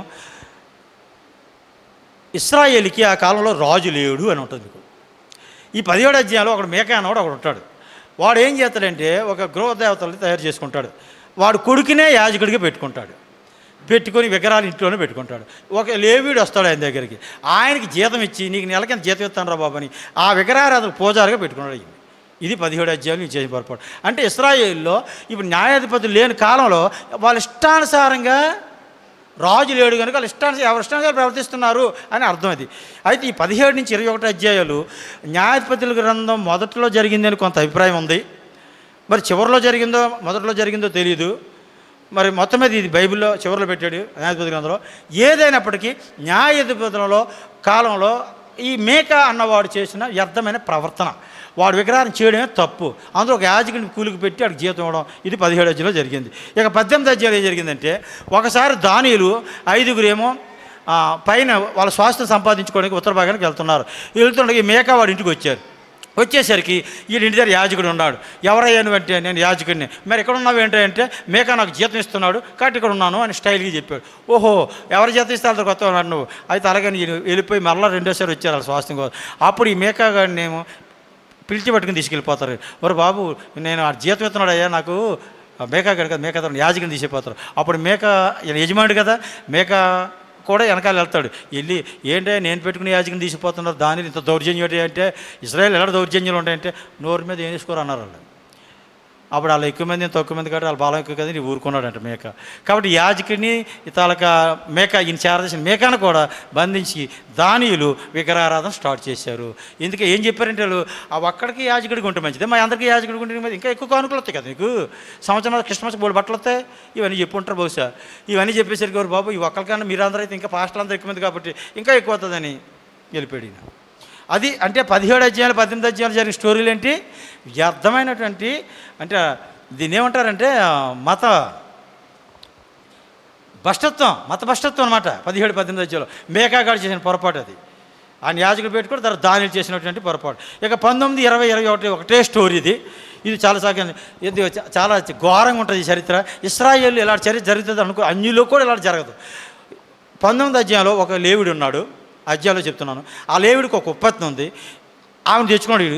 ఈమె వ్యభిచారి మళ్ళీని ఈవిడెళ్ళి ఇంకొకరిని తెచ్చుకొని మళ్ళీ వాళ్ళ అమ్మగారింటికి వెళ్ళిపోయింది, ఏదో దేశం వెళ్ళిపోతే ఈయన ఎంత మంచివాడు అంటే ఈ లేవీడు వెళ్ళి బతిమాలు తెచ్చుకోవడానికి వెళ్తే వాళ్ళ మామగారు చాలా మంచివాడు. అయ్యో నా కూతురు ఇలాంటి పనికిమాలదైనా సరే మరలా వచ్చి కూతురు తీసుకెళ్ళడానికి వచ్చాడని అల్లుడు ఈ రోజు ఉండి వెళ్ళిపోదు కానీ అన్నాడు. అలాగన్న మళ్ళీ అల్లుడు ఈ రోజు ఉండి అన్నాడు. అల్లుడు మళ్ళీ ఈ రోజు అలాగే 5 రోజులు ఉంచేసాడు ఆయన. పాపం 5 రోజులు మర్యాద చేస్తుంటే రోజు ఎదురు వండి పెడుతున్నాడు. మరి అల్లుడు మంచి అల్లుడు కదా, అలా వెండి పెడతాడు. అలా 5 రోజులు చివరికి బయలుదేరిచాడు సాయంత్రం. ఆ ఉత్పత్తిని తీసుకొని గాడిద మీద పని వాళ్ళు తీసుకొని వెళ్తున్నాడు, తన సొంత ఊరు వెళ్తుండగా ఎబిసిల పట్టణం వచ్చింది, తర్వాత బెన్యామీల పట్టణం వచ్చింది. రాత్రి అయిపోయింది. ఈ రాత్రి మరి ఇక్కడ ఉండిపోదాం అని ఒక ఇశ్రాయేల్లో బెన్యామీల గోత్రం ఉంది కదా, గిబియా అన్నటువంటి ఆ ఊర్లో ఆ రాత్రి ఉండిపోయారు వాళ్ళు. ఇది మీకు 19వ అధ్యాయంలో జరిగిన స్టోరీ చెప్తున్నాను. ఆ రాత్రి ఏం చేశారంటే ఆ ఊరు వాళ్ళు సొదొమ గొమొర్రా కన్నా వరస్టీలు ఈ బెన్యామీన గోత్రికులు వచ్చి ఆ రాత్రిని ఈ స్త్రీని మొత్తం చెరిపేసి ఆ స్త్రీని చంపేశారు. ఉదయం లేచాడు ఈయన, లేచి ఆ ఆవిడని గాడిద మీద వేసుకొని తీసుకెళ్ళిపోయాడు. ఇంకా మాట్లాడలేడు కదా. 12 ముక్కలు కోసాడు. 12 ముక్కలు కోసేసి ఒక్కొక్క ముక్క ఒక్కొక్క గోత్రాన్ని పంపేశాడు ఇశ్రాయేలుకి. ఇజ్రాయేల్లో ఇలాంటి కార్యం ఇంతవరకు ఎప్పుడూ జరగలేదు. ఐగుప్తు నుంచి వచ్చింది మొదలుకొని. ఎవరు చేశారో ఈ పని మరి నాకు తెలియదు, నా భార్య ఎలా చేశారని. ఇక గొడవ చెడిన ఈవిడ ఎట్టిన గొడవ ఎంత అవ్వలేదు. చివరికి ఎంత అయిపోయిందంటే ఇది దేనా చరిత్రకైనా పెద్ద అయిపోయింది ఇది. ఇప్పుడు ఇశ్రాయేల్ అందరూ 12 గోత్రాలు అందరూ ఏకమైపోవాలి కదా. బెన్యామీన్ గోత్రం తప్ప అందరూ ఏకమైపోయారు. 20 అధ్యాయాలు ఉంటుంది ఈ స్టోరీ. 20 అధ్యాయానికి వస్తున్నాను. 4 లక్షల మంది యుద్ధ సైనికులు కూడిపోయారు. అందరూ ఏక మనసు. ఇంత ఘోరమైన పని చేశారు. ఎవరు ఆ ఎవరు చేశాడు వాళ్ళు మాకు అప్పగించండి అడిగారు. మరి బెన్యామీలు అప్పగించాలి కదా, ఈ దుష్టుల్ని అప్పగించలేదు. అప్పగించుకొని వాళ్ళు వెనకేసుకొస్తున్నారు. వెనకేసుకొస్తారు, యుద్ధానికి రెడీ అవ్వండి అన్నారు. దేవుడి దగ్గర ప్రార్థించారు. ఇక 20 అధ్యాయాలు మొదలెట్టారు. 18వ అధ్యాయంలో ప్రార్థన చేయడం, ప్రభువా మేము మా సహోదరుల మీద యుద్ధానికి వెళ్తాను అంటే వెళ్ళండి అన్నాడు దేవుడు. వెళ్తే ఈ మొత్తం ఈ 11 గోత్రాలు మొత్తం 22,000 మంది వీళ్ళే చచ్చిపోయారు. మొదట ఈ యుద్ధానికి వెళ్ళలే వీళ్ళ పక్షం అసలు అన్యాయం ఏమీ లేదు. వాళ్ళే బెన్యామీలు అంత బలవంతమాట. వాళ్ళు ఎడం చేతులతో కుడి చేతులతో కూడా ఫైటింగ్ చేస్తారు. వాళ్ళు మంచి వడిసి విసిరేవారు. ఆ తర్వాత రెండోసారి మళ్ళీ దేవుని దగ్గర వెళ్ళారు. ఆ తర్వాత యెహోవా విచారణ చేయక మళ్ళీ వెళ్ళేసరికి 18,000 మంది చచ్చిపోయారు. మీకు 20 అధ్యాయంలో చెప్తున్నాను. ఆ తర్వాత మూడోసారి మళ్ళీ వెళ్ళారు. అప్పుడు కూడా ఇంచుమించు ఒక 30 మంది చచ్చిపోయారు. మూడోసారి మొత్తం మీద వీళ్ళు ఉపవాసం ఉండి ప్రార్థన చేశారు దేవుని దగ్గర. ప్రార్థన చేసి ఇదంతా 20 అధ్యాయాలు ఉంది. ప్రార్థన చేసిన తర్వాత దేవుడు వెళ్ళమని, ఈసారి అప్పగించేస్తాను, రేపు ఏళ్ళకి అలా అప్పగిస్తాను వెళ్ళండి అన్నాడు. అప్పుడు మూడోసారి వాళ్ళకి విజయం వచ్చింది. వెళ్ళేసరికి 25,000 మంది బెన్యామీలు చచ్చిపోయారు ఈసారి.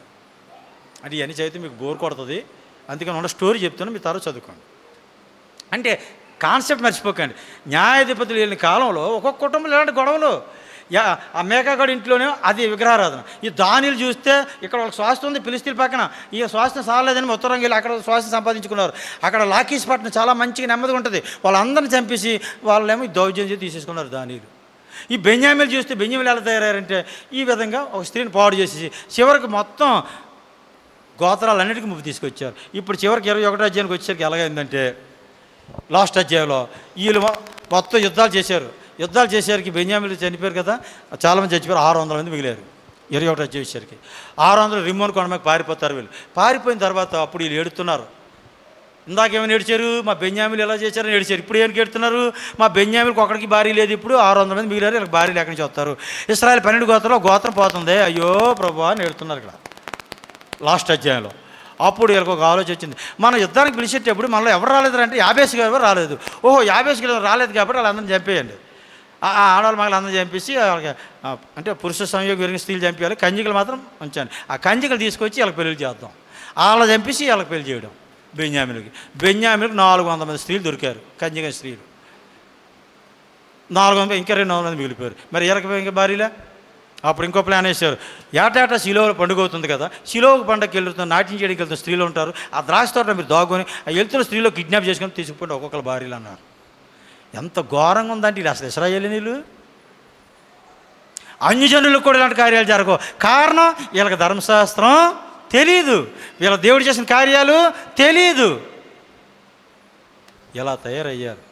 ఇది న్యాయాధిపతుల గ్రంథం. అందుకే రాజులు 7 కాలం. ఇక దీని గురించి రూతు గురించి మీరు ఇంకేం చదవక్కర్లేదు. రూతు గురించి కూడా ఇదే సేమ్ కుటుంబం.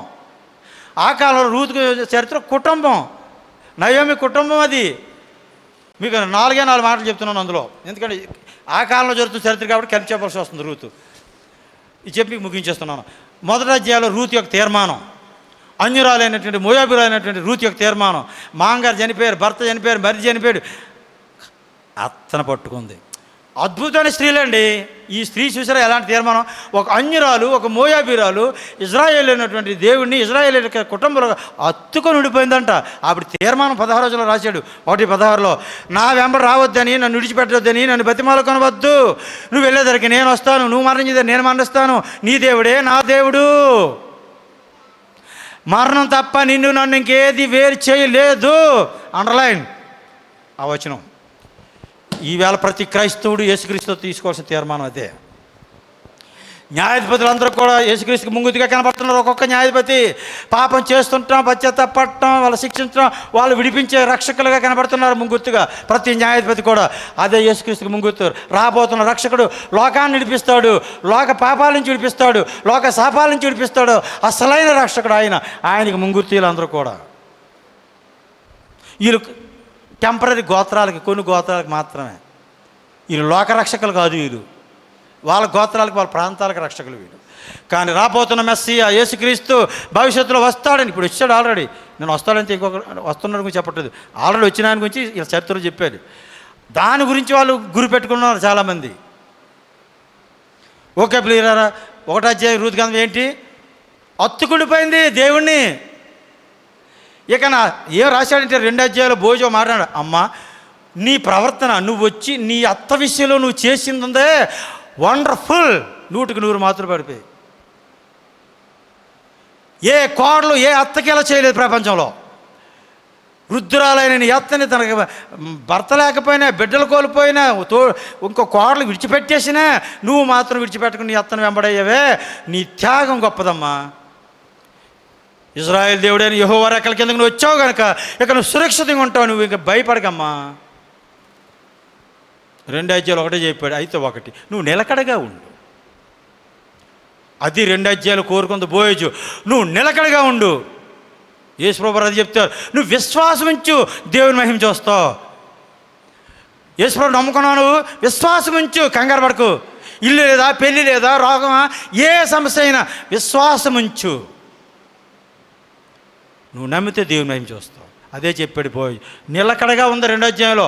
3వ అధ్యాయంలో అభ్యర్థన చేసింది, బోయజు నన్ను విడిపించిందిలోంచి, ఈ విధవరాల పరిస్థితి నుంచి అంజురాలైన నన్ను విడిపించని ప్రాధేయపడింది 3వ అధ్యాయంలో. మనం కూడా ప్రభు దగ్గరికి వచ్చిన తర్వాత రక్షణ గురించి ఎలా ప్రాధాయపడుతున్నాం. ఈ శరీరం నుంచి విడుదల పొందాలా, ఈ లోకం నుంచి విడుదల పొందాలా, నీ రాజ్యంలో రావాలా, మహిమ శరీరంలో ఉండాలి ప్రభువా అని ఎలా మొరపెడుతున్నావు అలాగే మొరపెట్టింది రూతు. 3వ అధ్యాయం. 4వ అధ్యాయంలో అద్భుతంగా విడుదల, రూతుకి విమోచన. మనకు రేపొద్దున యేసుప్రభు మధ్యాకాశానికి వచ్చినప్పుడు మన అందరికీ విడుదల కలుగుతుంది. దానికి ముంగుతుగా కనబడుతుంది ఇది. ఏ వాగ్దానాలు అయితే పరలోకంలో మనకు ఉన్నాయో, ఏ వాగ్దానాలు అయితే, ఏ రక్షణ అయితే భూభాగంలో ఈ భూలోకంలో మనకి ఇచ్చాడో ప్రభు, అవన్నీ కూడా మనం పొందుకుంటాం. దేవుని నామమున స్తోత్రం కలుగును. రూతు ఎలాగైతే ఒక అంజురాలుగా పుట్టి, అన్య దేశంలో పుట్టి, అన్య దేశాన్ని, అన్యజనుల్ని, కుటుంబాన్ని, స్వజనాన్ని అందరూ విడిచిపెట్టుకొని ఇశ్రాయేలు దేవుడిని హత్తుకొని ఉందో, దేవుని ప్రజలను హత్తుకొని ఉండి దేవుడితో సహవాసం చేసి అందులో నిలకడగా ఎప్పుడైతే ఉందో, ఆమె అద్భుతంగా ఓబేదను కుమారుని కన్నది. ఓబేదు యెష్యాని కన్నాడు, యెష్యా దావీదుని కన్నాడు, దావీదు కుమారుడే యేసుక్రీస్తు. దేవుని నామమున స్తోత్రం కలుగును గాక. నశించిపోతున్నటువంటి ఆ రూతు తన జీవితం ఏమైపోయిందో, ఏమైపోతుందో అనుకున్నటువంటి రూతు భవిష్యత్తు అద్భుతంగా మార్చేశాడు దేవుడు. రూతు లాంటి మనం, మన జీవితాలు అంజులాంటి మనం, విగ్రహారాధన నుంచి, పాపాలు శాపాల నుంచి కొట్టుకుపోతున్న మనల్ని, నశించిపోతున్న మనల్ని దేవుడు ఎదిగి రక్షించుకున్నాడు. నిలకడగా ఉండండి ప్రభువులో, ప్రభు కొరకు సాక్షులుగా ఉండండి, పరిశుద్ధంగా జీవించండి. ఆయన మనల్ని విమోచిస్తాడు. ఆత్మ ఆల్రెడీ మనకి ముద్రించాడు, రక్షణ ఇచ్చాడు. కానీ మనం అంతవరకు మన రక్షణ కొనసాగించాలి.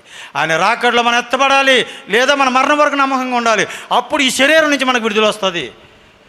ఈ క్షయమైన శరీరం నుంచి అక్షయ శరీరంలోకి మారిపోతాం మనం, మహిమ శరీరంలోకి వెళ్ళిపోతాం మనం. కాబట్టి రూతుకు వచ్చిన ఆశీర్వాదాల కన్నా మనకి ఎక్కువ ఉన్నాయి. నిత్య జీవం, నిత్యానందం. కాబట్టి ప్రియులారా, న్యాయాధిపతుల కాలంలో జరిగినటువంటి న్యాయాధిపతి స్టోరీలు, అక్కడ జరిగినట్టు దేవుడి పాత్ర చరిత్రలు, ఇవన్నీ కూడా మనకి పాఠాలు. దేవుడు ఇంత శక్తివంతుడు, ఎన్నిసార్లు పాపం చేసిన అవకాశం ఇచ్చి వాళ్ళ మారు మనసు పొందమని అవకాశం ఇస్తూనే ఉన్నాడు. వినియోగించుకున్న వాళ్ళు రక్షింపడ్డారు, వినియోగించుకోలేని వాళ్ళు దెబ్బైపోయారు. కాబట్టి ఈరోజు కూడా ఇంకా అవకాశం ఇస్తున్నాడు దేవుడు. ఇంకా ఏమైనా మనలో మిస్టేక్ ఉంటే దేవుడి దగ్గర ఇప్పుడైనా పశ్చాత్తాపడి, ప్రభు ఇటుపై నేను నీ కొరకు బతుకుతాను, ఇటుపై నీ కొరకు జీవిస్తాను, నువ్వు నాలో ఉండు ప్రభు, నీ పరిశుద్ధాత్మ కావాలి. ఆ రోజు యెహోవా ఆత్మ వచ్చి వెళ్ళిపోయింది న్యాయాధిపతి. ఈరోజు పరిశుద్ధాత్మ వచ్చి వెళ్ళిపోడు, స్టాండర్డ్గా ఉంటాడు ఇక్కడ మనతో పాటు. సదాకాలం మీతో ఉంటాను, నేను ఆదరణకర్తను పంపిస్తాను, వెళ్ళిన తర్వాత ఆయన వచ్చి మీతో ఉంటాడు, మీలో ఉంటాడు. వాగ్దానం ఉంది. కాబట్టి వచ్చి వెళ్ళిపోడు. స్టిల్ మనతో ఎప్పుడు దేవుడి ఆత్మ ఉంటుంది. మనం పరిశుద్ధంగా ఉన్ననాలు దేవుడి ఆత్మలో ఉంటాడు. మనం అపరిశుద్ధంగా వెళ్ళామంటే దురాత్మను పంపిస్తాడు దేవుడి ఆత్మ వెళ్ళిపోయి. కాబట్టి ప్రియులారా, ఈ పాఠాలని మనం నేర్చుకొని మనం జాగ్రత్తగా మన జీవితాలు, కుటుంబాలు కట్టుకునేటప్పుడు మనం ఇశ్రాయేలు కన్నా మంచి శ్రేష్టమైన వాళ్ళు మన ప్రభు చేత రక్తం చేత కొనబడ్డాం కనుక. కాబట్టి ఇశ్రాయేలు కన్నా మన భవిష్యత్తు బాగుంటుంది. గత చరిత్రలో భక్తులందరికన్నా మన భవిష్యత్తు బాగుంటుంది. నమ్మితే దేవుని మహిమ చూస్తారు. అవిశ్వాసం వద్దు, అపనమ్మకం వద్దు, అధైర్యం వద్దు, అనుమానాలు పెట్టుకోవద్దు. దేవుడు సర్వశక్తివంతుడు. కాబట్టి అట్టి పరిస్థితుల నుంచి, ఎటువంటి పరిస్థితుల నుంచి అయినా మనల్ని విడిపించగలంటే ప్రభు దగ్గరికి మనం వచ్చాం కనుక, మనం రక్షకుడి మీద ఆధారపడ్డాం, మన సృష్టికర్త మీద ఆధారపడ్డాం కనుక ఇటుపైన మనం ఏ విషయంలో భయపడాల్సిన పని లేదు. ఆయన మీద ఆధారపడితే చాలు, ఆయన మొర పెడితే చాలు, ఆయన ప్రార్థిస్తే చాలు. ప్రతి సమస్యల నుంచి మనకు విడుదలిచ్చి అన్ని విషయాల్లో మనల్ని బ్లెస్ చేస్తాడు. మనకిచ్చిన ఆయుష్కాలం, ఆరోగ్యం, ఆర్థిక వనరులు ఏదైనప్పటికీ మనం, మన పిల్లలు, మన కుటుంబం ఆయన కొరకే వెలిగించబడాలి, ఆయన కొరకే ఖర్చు పెట్టబడాలి తప్ప సాతాను కొరకు ఎట్టి పరిస్థితుల్లో వాడబడకూడదు. సాతానుతో ఎప్పుడు పోరాడుతూనే ఉండాలి మనం అనుదినం కూడా. అట్టి సర్వశక్తిని దేవుడు మన అందరికీ అనుగ్రహించునుగాక, పరిశుద్ధాత్మ శక్తిని మన అందరికీ దేవుడు అనుగ్రహించునుగాక. అట్టి సాక్ష్యాలు కలిగి మన అందరం జీవించుగాక. ఆమెన్. దేవుడి మాటలు దీవించునుగాక. ఎప్పటితో న్యాయాధిపతులు రూతు గ్రంథం అయిపోయింది. ఈవేళతో నెక్స్ట్ 14వ న్యాయాధిపతి ఏలి, 15వ న్యాయాధిపతి సమూయేలు. మొదటి సమూయేలు గ్రంథం నెక్స్ట్ వీక్ దేవుని చిత్తమైతే మనం స్టడీ చేస్తాం. ప్రార్థన పూర్వకంగా రండి. దేవుడి మాట దీవించిన కాక అవకాశం ఇచ్చినటువంటి యేసుప్రభు వారికి, మన పాస్టర్ గారికి, మరి జతపని వాళ్ళ రత్నకుమార్ గారికి, మీ అందరికీ కూడా పేరు పేరు ప్రత్యేక వందనాలు తెలియజేస్తున్నాను. God bless you. Praise the Lord. Hallelujah. దేవునికే మహిమ కలుగును గాక. నా యొక్క 36 సంవత్సరాల క్రైస్తవ జీవితంలో తక్కువ టైంలో ఎంత ఎక్కువ కవర్ చేసిన స్పీకర్ని మాత్రం చూడలేదు. 1 గంట 1 పుస్తకం అనుకోండి. స్పీకర్కి ఎలాగుంటుందంటే, అమ్మో అన్ని సత్యాలు చెప్పకపోతే బాగుండదు కదా అన్న దాంతో కొంచెం టైం ఎక్కువ అవుద్ది. కారాలు మిరియాలు నూరకూడదు, అదేదో మసాలా కూరలకు చేసుకోవాలి. ఓకే, చాలా సంతోషం. చాలా ఓపికతో ఉన్నారు. ఎవరు వాచ్లు చూడలేదు అనుకుంటున్నా. మనసులో చూసారేమో నాకు తెలీదు. 66 గంటలు అయ్యగారిని ఇలా వదిలేస్తే 66 పుస్తకాలు చాలా చక్కగా అర్థమయ్యేటట్లు చెప్పేయగలరు. ఎందుకంటే కొన్ని కీర్తనలు చిన్నవే కదా. మరి దేవుడు మరి బిడ్డ యొక్క సాక్ష్యాన్ని మీరు యూట్యూబ్లో వీక్షించారో లేదో, పుస్తకం కూడా వస్తుంది. అది